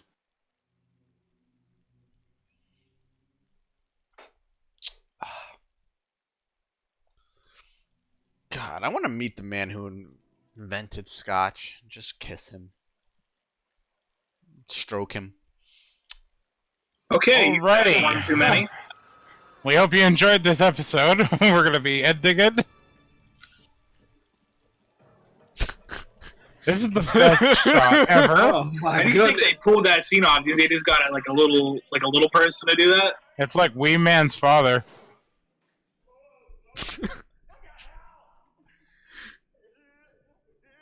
That scene scarred Don Calfa for life.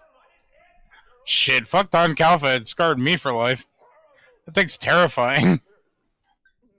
That's insensitive. I like little people. This is a prequel to Leprechaun. Dude, that zombie was like a miniatured, zombified version of Richie.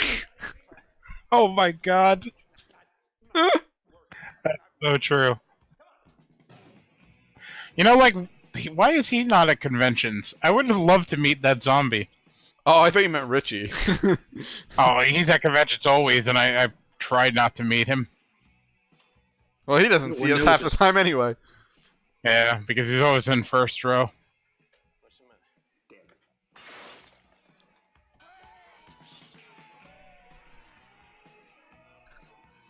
Reminds me of the scene in Resident Evil 2 in the police department when you go through the hallway and the arms come out and grab you.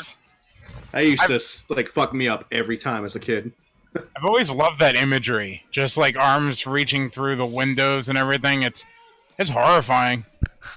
It's actually really cool if you think about it because they have the very similar scene in Day of the Dead, which was also 85. It was the same year as this when she has the dream sequence at the beginning. It has like she's sleeping in the room with a calendar on the wall, and then all the arms reach through. One of my all-time favorite scenes. I like that scene, but what was the actress's name? Linda Florentino, was it? I think. But in any case, you know, like when the arms come through the wall, she looks away in this like the most like dramatic type of you know, vibe. It's so weird. It's so unnatural. No. It fits perfectly with a dream. Yeah, Think about it. Have you ever been dreaming and you try to run away from something in your dream and you always feel like you're running, but you're like the entire world is tilted and on a slant? Classic line. So it makes sense that she's paramedic. Or have you ever had a dream and you're fighting somebody and you're trying to throw a punch and you're throwing like the weakest, most pussy punch ever? Yeah, no, it makes sense. You know, it's got a very surrealistic vibe, so I could see it, but like it always came off weird to me when I was watching it younger. I also want to add, Ray, in addition to being a great line, also a great band. Yes, absolutely. I don't think there's a bad song on this soundtrack, and Send More Paramedics, the band, is incredible. If you've never heard of them, go look up Zombie Crew by Send More Paramedics and thank me later.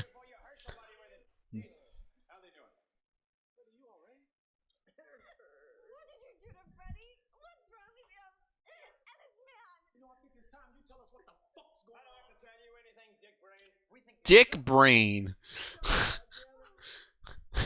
That's quite an insult. You want to dance? I want a polka. This is like the third time that we're hearing this story. At least they condense the story each time and tell it a little quicker. Yeah, that's true.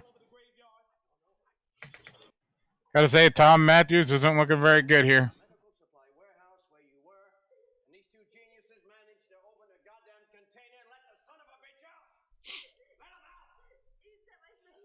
But they didn't open it. They just kind of patted it, and you know, it's American craftsmanship at its best. And he was gentle with the whole roll of paper towels. Well, that's not what opened it. Yeah, he gave it a little pat on the side. And, No, I know, but that might have weakened its structural integrity. I feel like if they went back and inspected them better, they'd probably find a made in China stamp somewhere on the barrel. And now we lost our Asian audience. Thanks, Elby.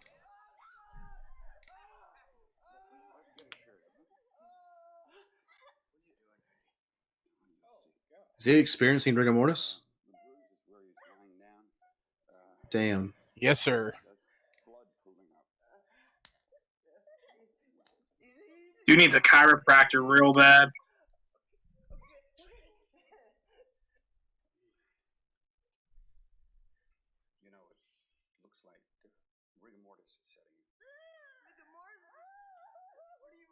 And Don Calfa with the answer.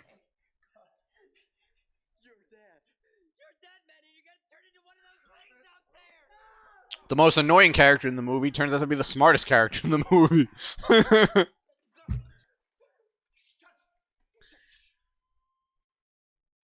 That's like that dude is like that one punk friend you have that nobody likes, but he tries so hard to be punk. Which character? I don't know what his name is. What's his name? Scuzz? Trenchcoat McGee. Scuzz or something like that. I love these guys about to get bombarded. This is such a great scene. It is. Singing in the rain. This guy gets wrecked. Boom! he gets Terry Tated by a zombie. It's amazing. If anybody even knows who Terry Tate is. Look at you always trying to quiz everybody. If you don't know who Terry Tate is, just go YouTube Terry Tate office linebacker and you'll thank me. It's some of the best fucking commercials you'll ever watch.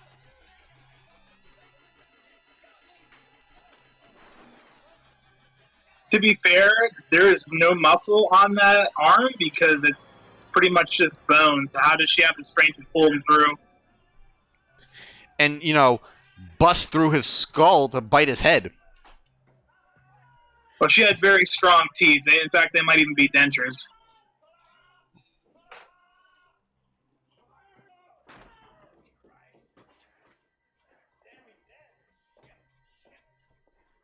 So, seeing her come through the wall like that, I wanted to shout out to a company that makes custom figures. They do everything by hand. And the figures aren't always available, but when they are, you can pick up pretty much anything that the guy makes.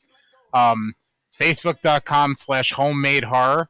He makes the split dogs from this movie. He makes this zombie that you're seeing right now. And the craftsmanship is incredible. So if you want to add that to your collection, hit that guy up. I'm going to hit him up, see if I can get a Tommy Jarvis figure. I can't believe nobody's made one yet. Yeah, totally. I don't know if I would want a Tommy Jarvis or if I would want this guy over here. Guy also does these horror Christmas ornaments every year in association with Freddy in Space, twitter.com/Freddy in Space. There's our second set of tits for the movie. Those are more your speed, right? Yeah, zombie titties.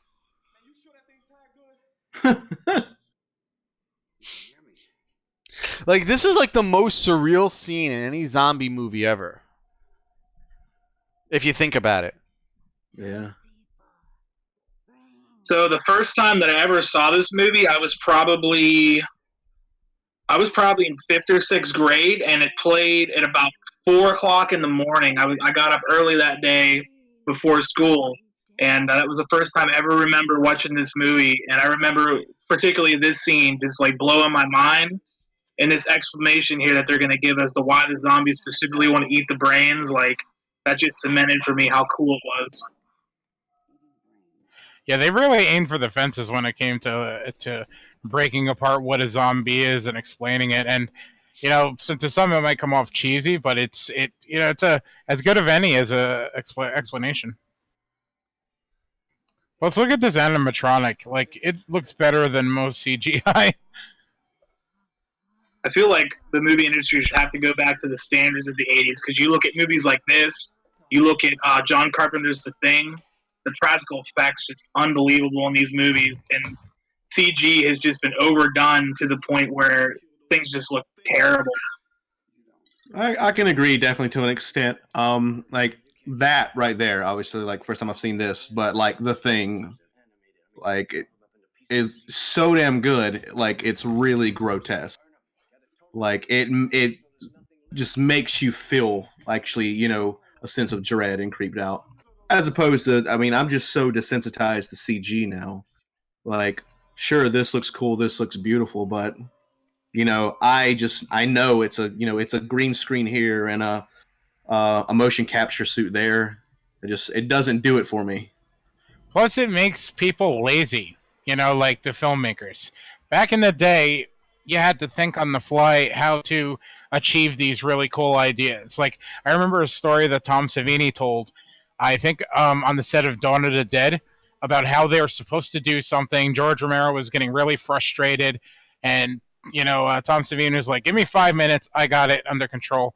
And he rigs together some sort of screwdriver, like blood dispenser type of thing, and he got the scene to work. George was like completely pleased and excited that it ended up working out. But with CG, it's that situation where, okay, well, this is the idea. Well, we'll do it in post. Who cares? Nobody has to think anymore. They just digitally animate it, and it happens, but it doesn't look nearly as good.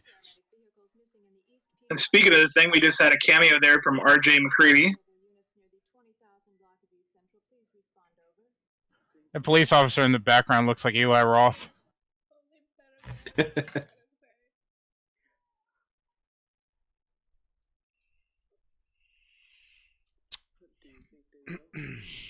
love that she reaches a turning point here, like, comes full circle, her story.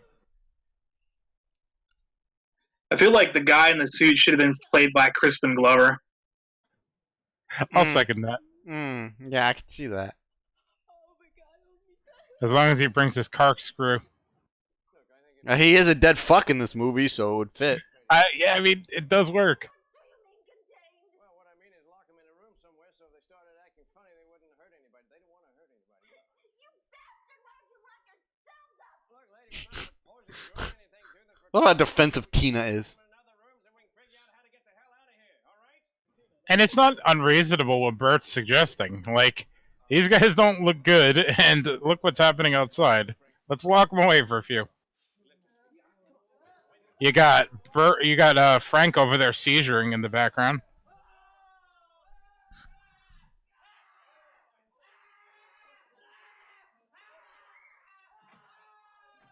Wee Chapel of the Dawn.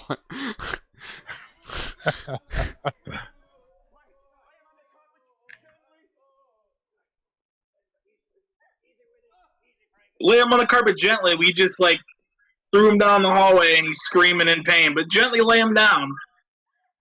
And it looks like pretty thin carpet, so it's probably not comfortable no matter how you lay him down. Yeah, well, especially with the rigor mortis. I'm sure it's better than those fucking wooden pews. True.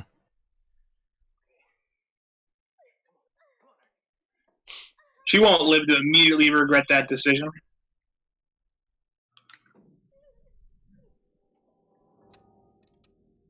Dispatch, this is Bravo 751. We're at the mortuary. We see two. So one thing I loved about this movie, the fact that it does seem hopeless. Like, the zombies don't feel like you could win in this at all. No, you're fucked. Like, there's no fighting back, no matter what. Unless you're like Boba Fett and you have disintegration grenades or thermal detonators and shit, you're not winning this. I look at this movie and, I see how the zombies are unbeatable, and then I think some of the later Walking Dead scenes where it's just like Rick and Carl with 2 machine guns plowing down 85 zombies, like without breaking a sweat. It frustrates me. Yeah, let's put those pussies in this fucking scenario. Yeah, seriously. I'd pay to see that. These guys stand no chance. They're worried about their police hats getting wet. Fraser, I'll blow your fucking brains out.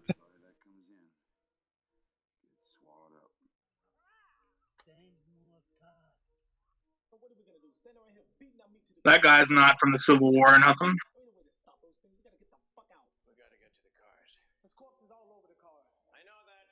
He plays like the same character in every movie. So does Clu Gulager, but whatever.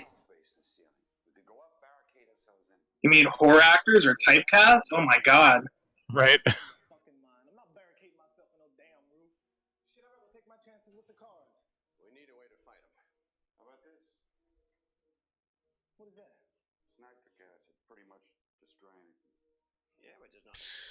Nitric acid, it'll destroy anything, not glass. I mean, there's like something about that, I'm trying to think of what it was in Breaking Bad, where it's like a particular type of plastic container that the acid can't go through. It's like it can destroy anything except the container holding it. Yep.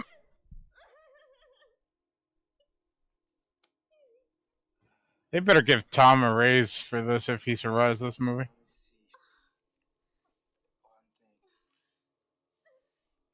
Instead of starting him at $2.50 an hour, maybe $3, knock him up to. Hey, let's not get crazy. $2.75 is fair.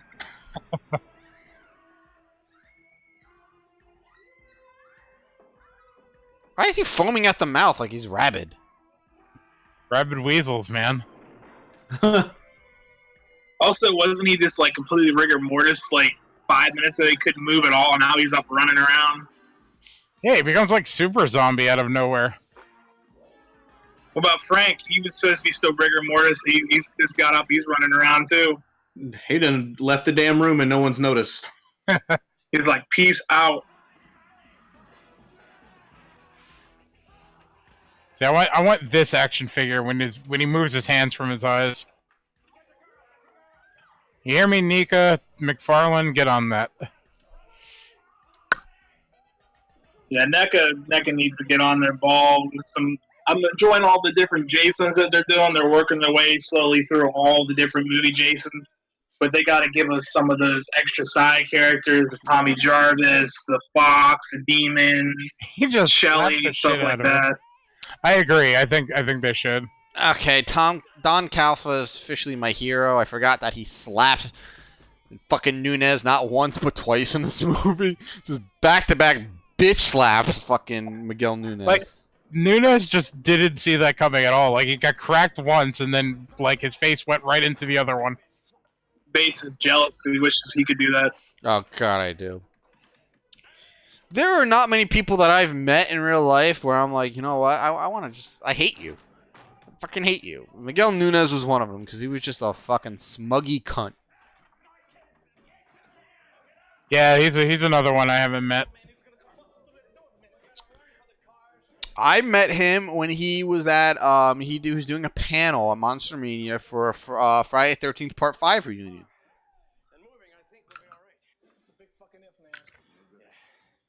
It was dude, I don't know if you remember, but it was the reunion panel where Mama and Junior from Part 5 yeah, I do remember that. Reenacted their scene. Yes. Nunez seemed pretty cool on the panel.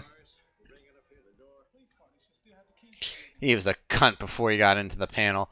He decided to do like make it seem like he's way more important than he really is, and he waited to be called up. He was you know how when they come in from the panel, they come in from the back, like where they sit down. Well, this motherfucker decided to come in from the front, and he wanted to make an entrance. So he decided to take out his phone and made believe he was on his phone, and he pushed like three fans out of his way when his name got called, and was running down the aisle pretending to be on his phone. I'm like, how much of a cunt do you have to be to do that? Yeah, it's pretty dickish. So ever since then, I got no fucking respect for him. Like that's like the douchiest thing you could do.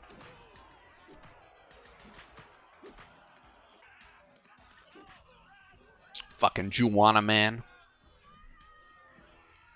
That one zombie has purple hair back there. I never noticed that before.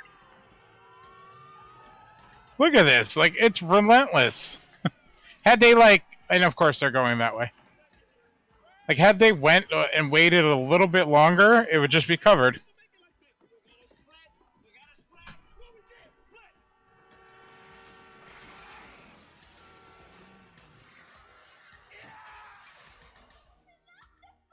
I want to meet that zombie.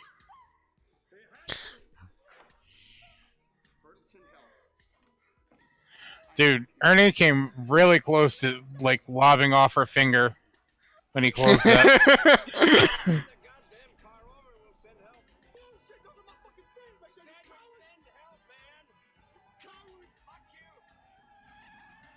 Fuck you. I never noticed that line. Coward, yeah, fuck you.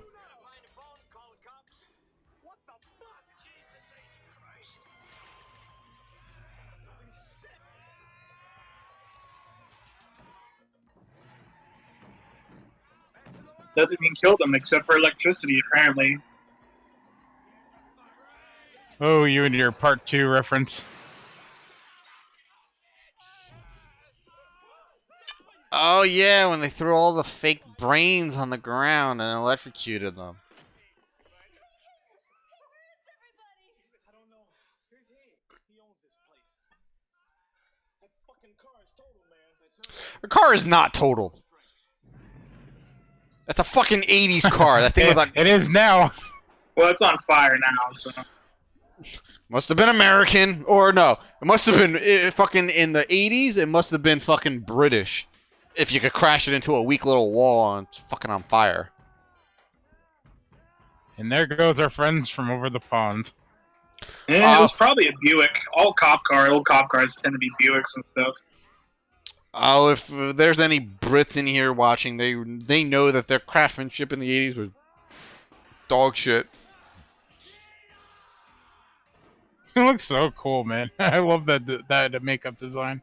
Looks like he got some wrinkly vaginas on his fucking eyeballs. Rocky Erickson. I love this song.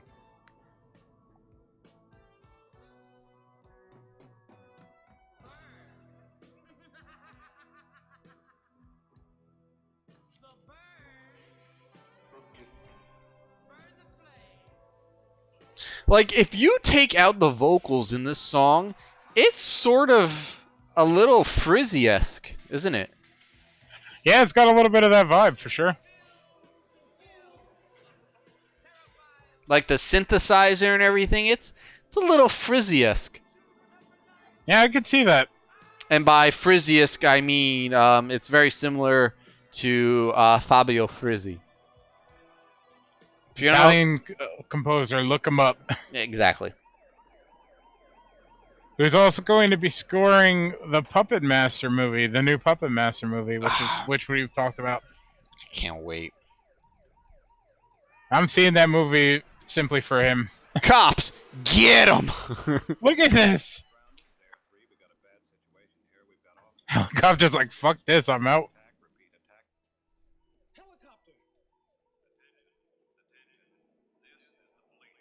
I just wanted to quickly mention my favorite Fabio Frizzi is by far Zombie 2, man. So good. That's a great one. I think mine would be City of the Living Dead. Oh yeah, Gates of Hell all the way, man. The Beyond has an amazing soundtrack as well. Bye. Bye. Bye. Oh, man. You know what's in the basement? What do you mean? One of those fucking corpses, man. A real ugly one, all black and slimy. Look, I don't give a shit what's in the basement. We gotta get to that phone, man. Blinding us seems to work. Yeah, the guy in the suit's on the suspender squad, too. Wait a minute. Spider, open the door. You knock his goddamn block. God, Lou Gallagher needs to be in, like, leading every movie, even now in his old age. He's probably I feel like that's the second best use of the knock your block off in a horror movie. First one obviously goes to Killer Clowns. What are you gonna do? Knock my block off?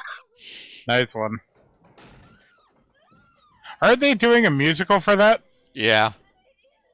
I'm intrigued. Bloody Disgusting broke that news a couple days ago. Yeah, I think it's only on the West Coast, though, which is, shitty. You made me break my hand completely off this time.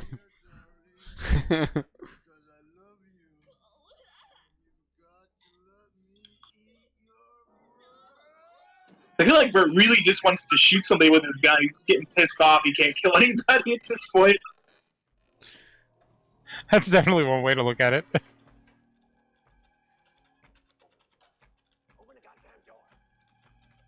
I remember having that sound clip when I was on 56K modem AOL days, looking up horror sounds.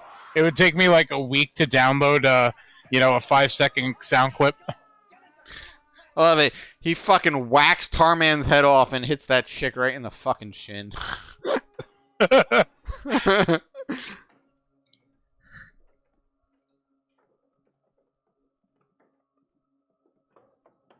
They really love that shot. Poor Rest in peace, buddy. Poor Suicide.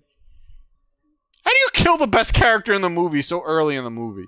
Definitely. I feel like they've opened and closed that lid like 5 times in this movie. Take a shot every time they close it.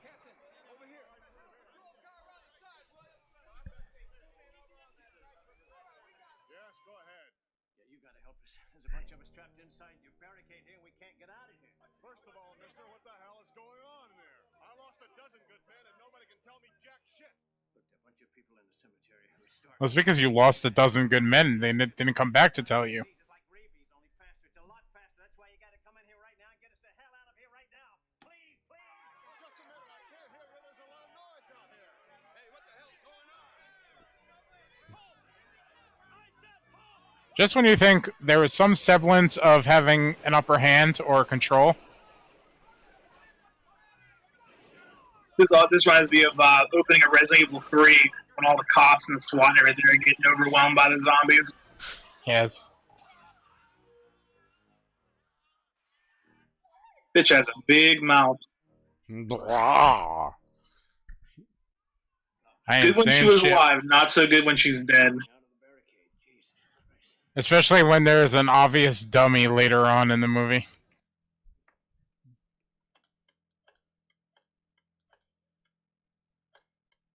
So how is the phone at the mortuary dead, but the phone in the basement at the warehouse, which is right across the street, is live?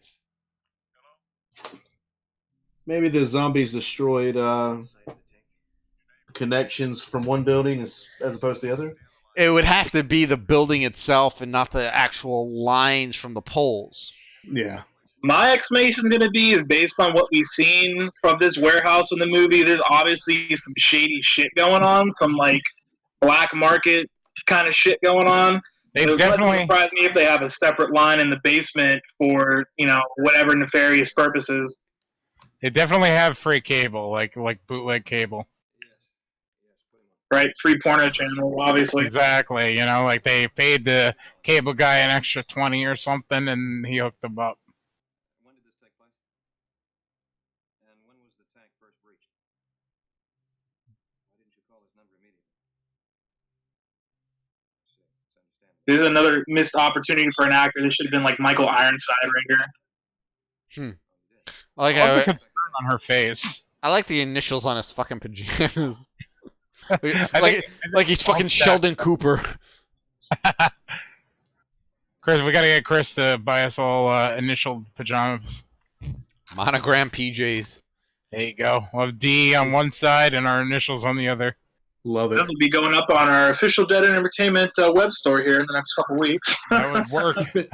You Pay could us have for your some pajamas. you could have your very own Dead Entertainment branded monogram pajamas Only Go- 5 easy payments of $49.95 plus shipping and handling. to go along with your Dead Entertainment branded Yankee candle. Yes. That was the first one. I was waiting for it. Yeah, I was waiting all night for it as well. Brandon has no idea what the fuck we're talking about. Nope. And he's got initial robe too. Well, we'll have those too. I like how 80s his like little I guess you'd call it like a rumpus room is, because it's fucking like blood red. Got blood red walls, blood red fucking furniture. Lots of blinking lights and a dot matrix. The room looks really small from that angle, though. It really does. It turned up in Louisville. I'm getting confirmations on this from the Louisville Police Department. Louisville, Kentucky, sir. But it actually is kind of ironic if you think about it that he knocked off Tarman's head with a Louisville Slugger. I like it. Never thought of that. Contingency plan. The best. Like one person got like a baseball bat, they got a pickaxe, and when she has like a little fucking ice pick or like a little I don't know what you would call that, a little tiny pickaxe. I remember seeing this for the first time, and I'm like, no, don't tell me this is how it's gonna end. Like, this kid is like 15 years old, and he's manning like artillery, like fucking nukes.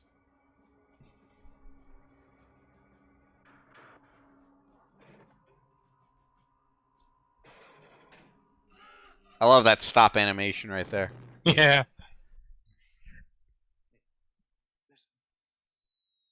Yay. Like they could totally hear that in the basement.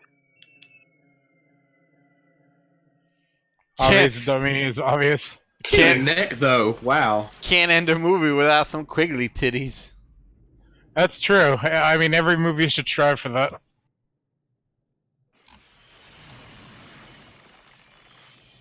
Spectacular results, sir. I love the reports here. Well, sir, only 20 square blocks destroyed. Less than 4,000 dead, General. I wouldn't worry about the fires, General.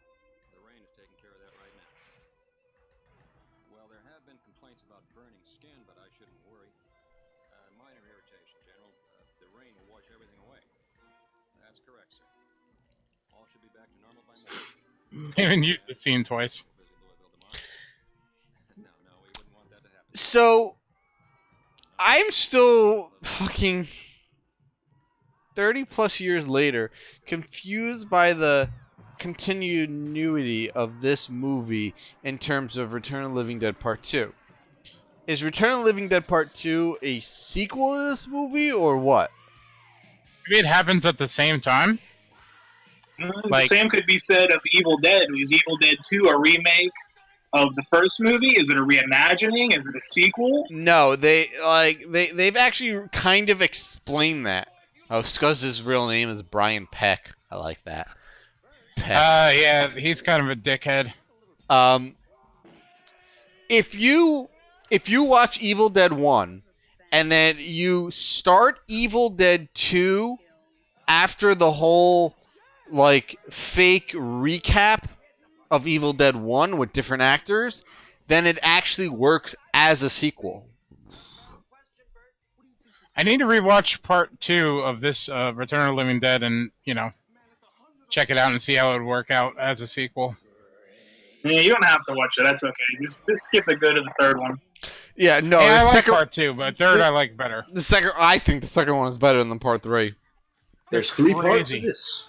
There's 5. Oh my God! What? How did I not know this?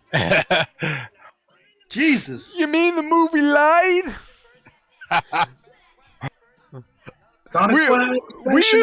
We used to have more fun watching this part of the credits than watching the rest of the movie. But hey, at least they can make fun of themselves a little bit there. Dude, I remember fucking pulling up like this crazy diagram of like Night of the Living Dead and all of its sequels and pseudo-sequels and timeline differences. And it was just this spaghettied fucking mess of movies and lines. It was ridiculous. I gotta see if I can find it again. I would love to try to write something on it. I was gonna say, find it and then we'll recreate it in Photoshop and post it. It was the most ridiculous thing I've ever seen.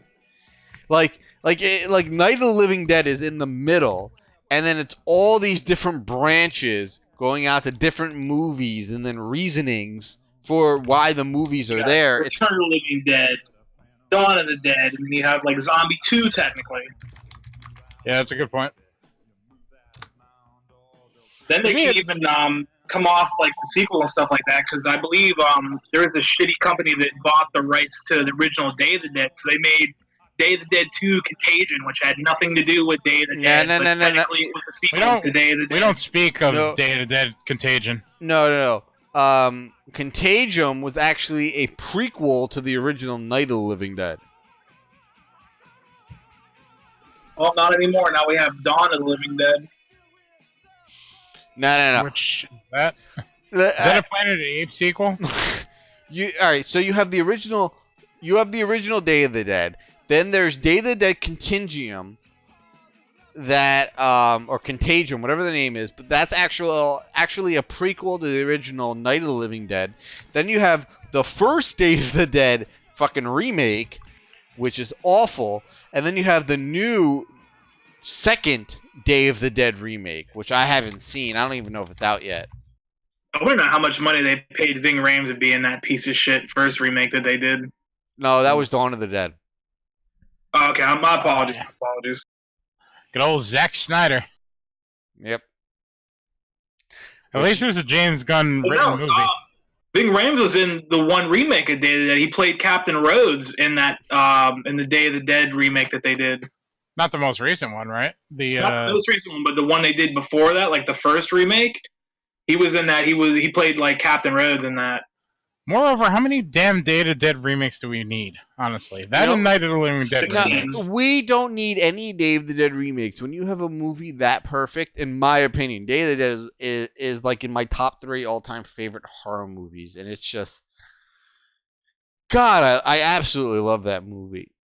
And then we've had 2 or 3 remakes of Night of the Living Dead. We had obviously the one that I think is superior to the original, the 1990 Tom Savini Night of the Living Dead remake.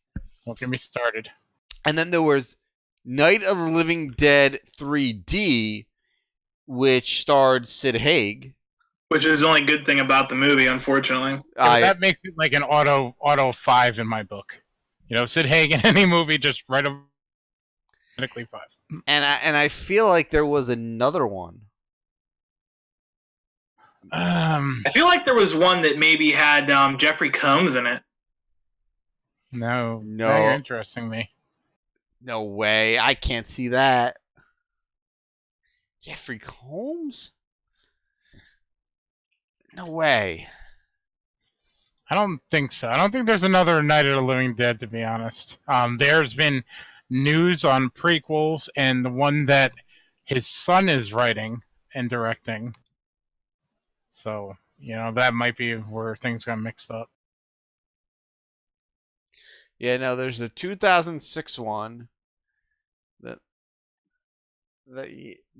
2006 one is the last one.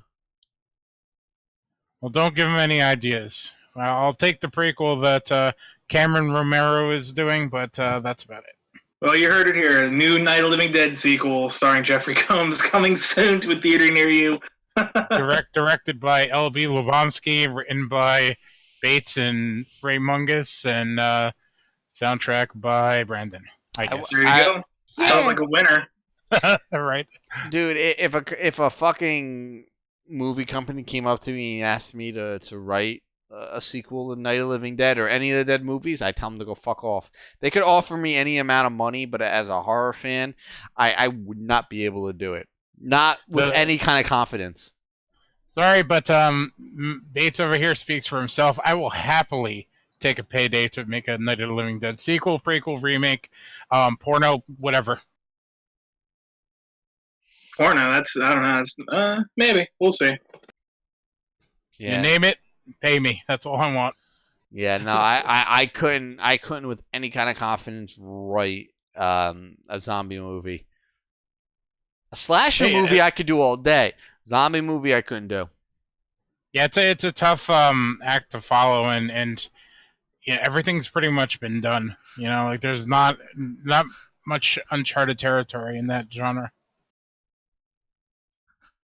But what did you guys think of the movie that we actually watched? Yes. So let's all go around and kind of give our final thoughts on the movie. Brandon?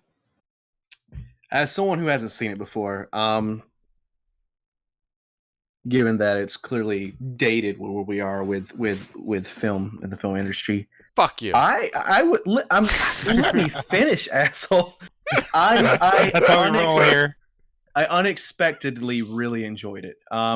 Mainly because for the first time, I think since I was a child, those zombies were actually terrifying. Like, they were indestructible. I mean, you kill them enough. I mean, you just make more damn zombies, basically. So, I mean, it was terrifying. Like, there was no happy ending to that movie. So, I mean, I thoroughly enjoyed it, especially for what it was. But, I mean, if I had to give it a solid number, I would definitely put that on a 9 out of 10. Excellent. LB.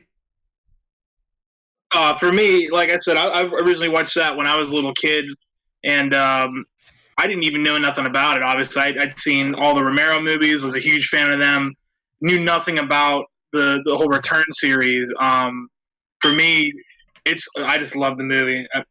Plain and simple. I could go rambling on all day about it. I'll just give it a number. I'm gonna give it a perfect 10 out of 10 because the impact that it had, especially on like zombie pop culture and like what people think about zombies associated with like wanting brains and stuff like that, like it all goes back to this movie, and it was such a fresh take on the zombie genre at the time, especially like during that time period. So I'm a huge fan. All right, you right. I mean, my answer pretty much should be known by now. If I had to give it a number, I'd probably go solid 8 plus 2 because of what it means to us, what it means to like the years that we spent watching it at conventions over and over.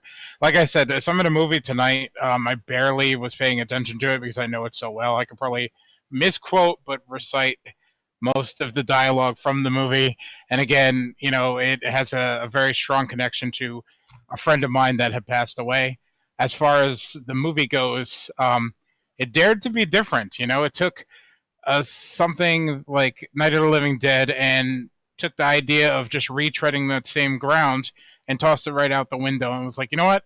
We have this opportunity to be different. We already paved the way with this original movie. Let's try to pave it in a different direction. And it may not have been received as well, but it stood the test of time and people are still discovering it. They're still enjoying it, having a great time. So, 8 plus 2 equals 10.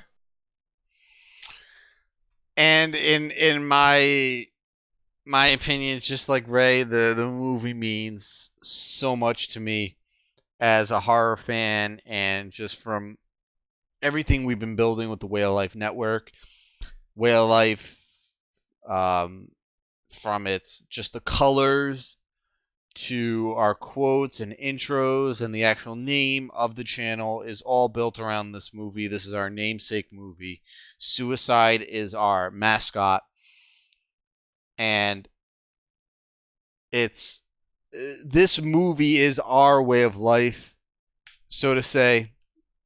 So it means more to me than most other movies. But as a horror fan, I can't give it a 10 out of 10, but I can easily give it a 9 out of 10. And I can't say why for sure I can't give it a 10 out of 10, but it's still one of the most enjoyable movies I've ever watched. And every time I watch it, I get giddy and excited because it still feels like the first time. I know what's coming, but it doesn't matter to me. It's still overly enjoyable and just one of the most perfect zombie movies we're ever going to get in our generation. Well said. All right, guys. Thank you for anybody and everybody who showed up, hung out, watched the movie with us, enjoyed it with us. I hope you guys enjoyed this live commentary. We will be doing plenty more. We will also take suggestions. If you want to hear our commentary on certain movies, go ahead, leave comments. Let us know. Tell us what you want us to watch. Whether it is a fucking masterful classic like Return of the Living Dead, Dawn of the Dead, Day of the Dead, a Friday the 13th movie, The Thing. Whatever you want us to watch, let us know, and we'll definitely consider it. Now we're really getting into our groove. This is our third live commentary, so we're really getting a feel for it, and we're having a blast with it. I mean, this is my third one, Ray's third one. We've been sitting here. I mean, I've been sitting here all night drinking and having fucking a blast watching some of my favorite movies. So, even our first one, we watched Krampus, and I fucking hate that movie. I think that movie is awful. But I still had an absolute blast doing it. So you let us know if there's something in particular you want us to watch. Basically, it just needs to be a horror movie. That's it. That's the only prerequisite here. Easy enough. Yeah, definitely. So thank you to anybody who hung out with us tonight and watched the movie with us. We appreciate it so much. You have no idea. Make sure you go to deadentertainment.com to check out the latest news and editorials and articles that our wonderful writers are putting out for you on a daily and weekly basis. Me personally, I am actually working on a Child's Play editorial. I'm hoping I will have it finished up sometime next week. Just a very straightforward overview on the series and how the series has died and been fucking revived multiple times in the same timeline of movies. So that is something for you guys to look forward to. LB and Brandon had talked about what they are working on and what you can look forward to seeing from them. I don't know what fucking Ray's been doing. Oh, don't even say that. Not much, unfortunately. I have not been writing a terrible amount, but I've been producing these wonderful shows that you're listening to or not watching. But two things I'm working on currently is a Tragedy Girls review and a Victor Crowley review. Those should be up at some point next week. And I'm trying to start looking into developing some shows. So keep an eye out for it. Well, there you go. That is true. He does produce. He produces this show. He produces our Wednesday night live stream, Way of Life Live. And he produces our Metal Beer Horror podcast. And that's what I gotta do. I gotta get to writing episodes 3 and 4. Boy, I thought I was gonna have a night off. So I mean, he does a lot behind the scenes. I host all of these podcasts. I don't know how I got fucking nominated to do this hosting shit. I'm not likable. Like, people don't want to sit and listen to me more than anybody else. So I don't know how this shit happened, but I got fucking nominated to host all these shows. Yeah, it just worked. Like, the pieces fell into place that way. Whatever. I guess it's because I have the webcam and I don't mind being on fucking video. I don't know. Yeah, I could sit here and like a cut off and shorts and not have to worry about any of that shit.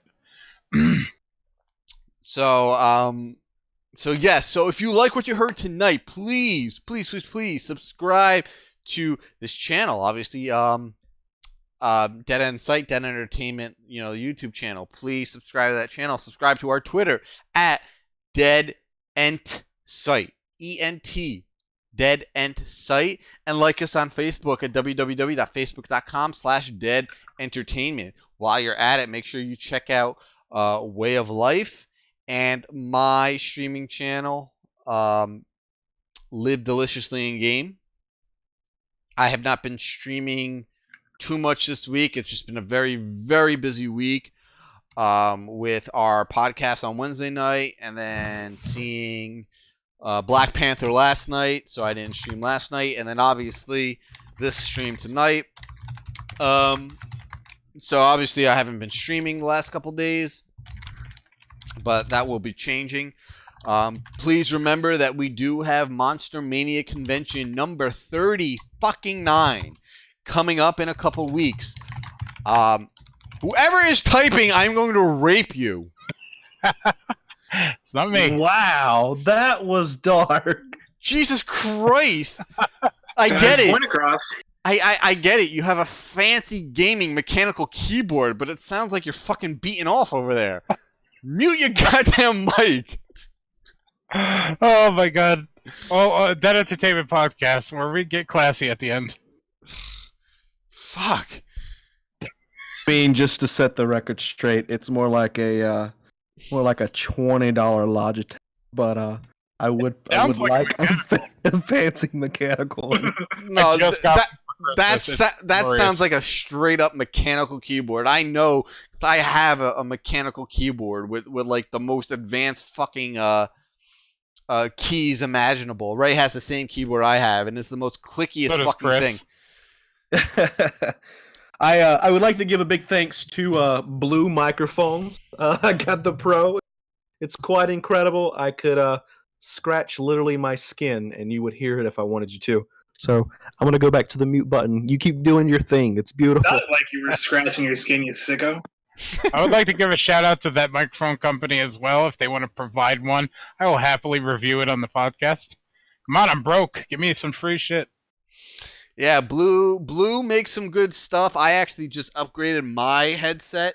I had a Logitech G430, and I have upgraded to a beautiful Sennheiser Gamer 1 and GSX 1000 preamp. And it is one of the best setups you can buy in terms of headsets. But I digress. We're about 3 weeks away from Monster Mania convention number 39. And for me, this will be probably my 26th or 27th Monster Mania convention. And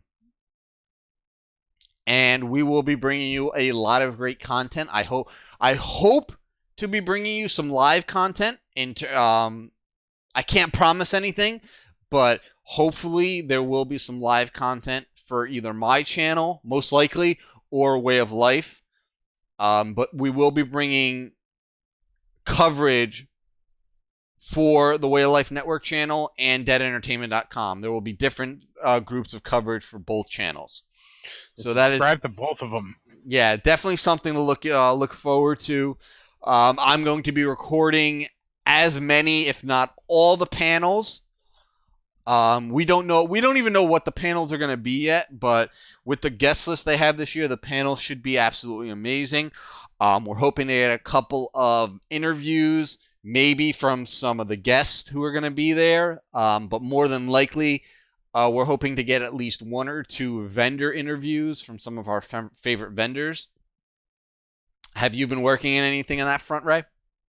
I got a couple things lined up, and I have a couple manager emails for some of the guests that I'm going to be contacting managers to see if I could set up a little conversation. I don't know if it's going to be video or just audio format, or if some of it's going to be transcribed to text, but I'm very hopeful to get a few guest interviews, and we're just going to kind of go around the convention and give you a little bit of a taste of everything from the walking the showroom floor, meeting some of the people in the autograph rooms, and of course, seeing how it is that after the convention, dies down and everybody gets to hanging out. So keep a lookout out on both channels, and you're going to have, if you've never been to a horror convention before, you're definitely going to see what it's like. Yeah. I feel like Ray is going to be standing outside of like all these like the dressing rooms where all these celebrities are hanging out. Like, come on, man, let me get one of those interviews. Come on, man. No, we're a good publication. We got to do it the right way. I don't want to freak out and be like, jump up and down like Gary Busey standing right in front of me. I want to go through the proper channels. If I regret not recording anything in my times and going to these conventions, it was it was both Gary Busey interactions that we had. But don't tell that story, because we're going to be telling that in an upcoming episode of Way of Life Live on Wednesdays at 8:00 p.m.-ish. So tune in for the Convention Crypt. Very much a ripoff of the movie Crypt, but with convention stories. Check it out. Nice plug, Ray. Nice. Good yeah. You like that? And I'm also going to try to work on getting a really special round table for Monster Mania. I haven't started working on it, but I'm going to try to. I'm going to see if I can make it happen.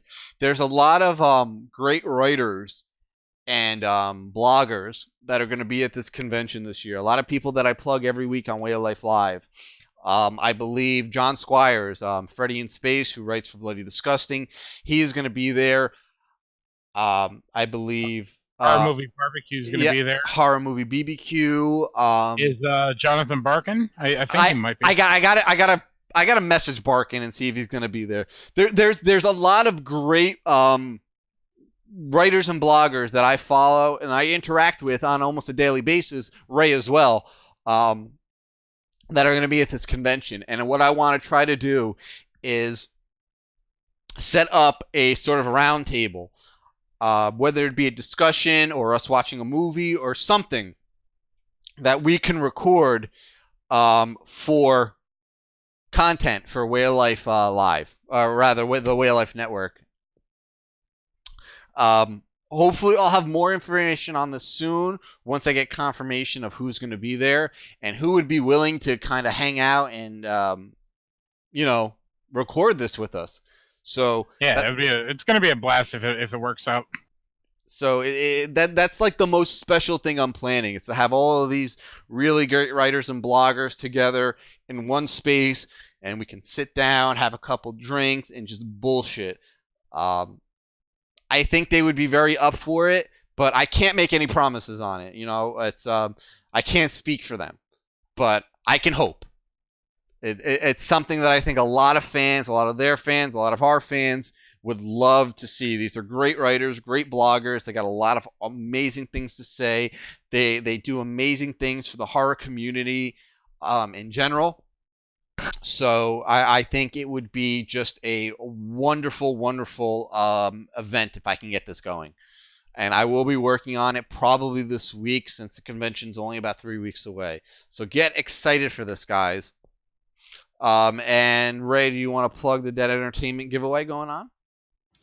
I'll give you a little preview. If you're in attendance at Monster Mania, and only Monster Mania, which is in Cherry Hill, New Jersey. So if you're coming in for it or you're going to be there, you know what I found out, actually? I'm cutting myself off.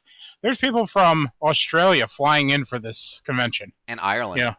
Yeah, like, that is crazy. Like, I didn't realize how impactful this convention It's a big deal, gotten. man. There's a lot of big-name horror actors here, honestly. Are you bastards coming? I think LB can't make this one, and he might be considering coming out for August, and I'm going to try to push Brandon into it, too. Yeah, I was just talking with Ray the other day about possibly trying to come, for August. Definitely, something I got to try to save up for. Me and Brandon are both in South Carolina, so it's a little bit of a drive, but if we can swing it. I mean, I don't have a car, so. Brandon will drive. If you guys are both in South Carolina, I'm most like all right. There's a lot of shit going on for me for the August convention. I don't even have a room for us yet, but I'm pretty positive I'm going to be going to the September convention in Maryland, which would be closer to you guys. You should look into that one. That could be interesting. But back to the little preview, real quick. If you're in attendance at Monster Mania in March, in Cherry Hill, New Jersey, I will be handing flyers out. Bates will be handing flyers out, and the two other guys that are on the Way of Life Network will be as well. We're going to hand these things out, and it's a contest, a giveaway to like and follow all of our social media, yada, yada, yada. And the winner will receive a John Carpenter autograph that I will be getting in person from him. So if you're going to be in attendance or you're mulling it over about going, there's your reason. Side note for anyone who might be happen to watch this and follows mainstream media and not Dead Entertainment, John Carpenter is not dead. Yes, we heard about that. To many surprise, he is still in fact living and celebrated a birthday recently. Crazy. Yeah, don't get me started on that one. I'm not going to, because this outro is long enough. Yeah, if you want to read up on that, go on the Dead Entertainment website and find Bates' article about it. You'll enjoy it. Oh yeah, without a doubt. You fuckers. So anyway, guys, thank you so much for hanging out with us tonight. We appreciate it so much. I hope you guys enjoyed what you watched. We will definitely be back in a couple weeks with another live commentary. If you have any suggestions on what you would like us to watch, please leave comments on this video. We will read them, we will respond, and we might watch what you suggest. As I said, it could be a classic movie, it could be a new movie, it could be an obscure movie, it could be anything. It could be Attack of the Killer Shrews, which There's an awesome review that just got posted on deadentertainment.com. Go check it out. So definitely keep that in mind, guys. Make sure you follow us on all of our social media formats. Make sure you follow me over on my YouTube gaming channel, Live Deliciously in Game, enter my giveaway, all that good stuff. But again, thank you guys so much. We appreciate it more than you can think. And we will definitely see you next time. A few weeks away. 2 or 3 weeks, we'll probably do another one. So we will definitely see you guys then. Thank you so much. And see you next time.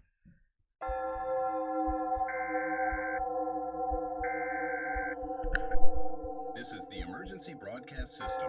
This is not a test. Repeat, this is not a test. The Center for Disease Control is reporting the outbreak of a new virus strain that is causing the infected to become extremely vicious and to exhibit cannibalistic tendencies. As of this broadcast, there is no known cure for the blood-borne virus. In order to keep you and your family safe, the CDC is advising that you stay in your homes and lock all doors, lock all windows, and barricade any point of entry. Keep calm and listen to the radio or TV for official news updates.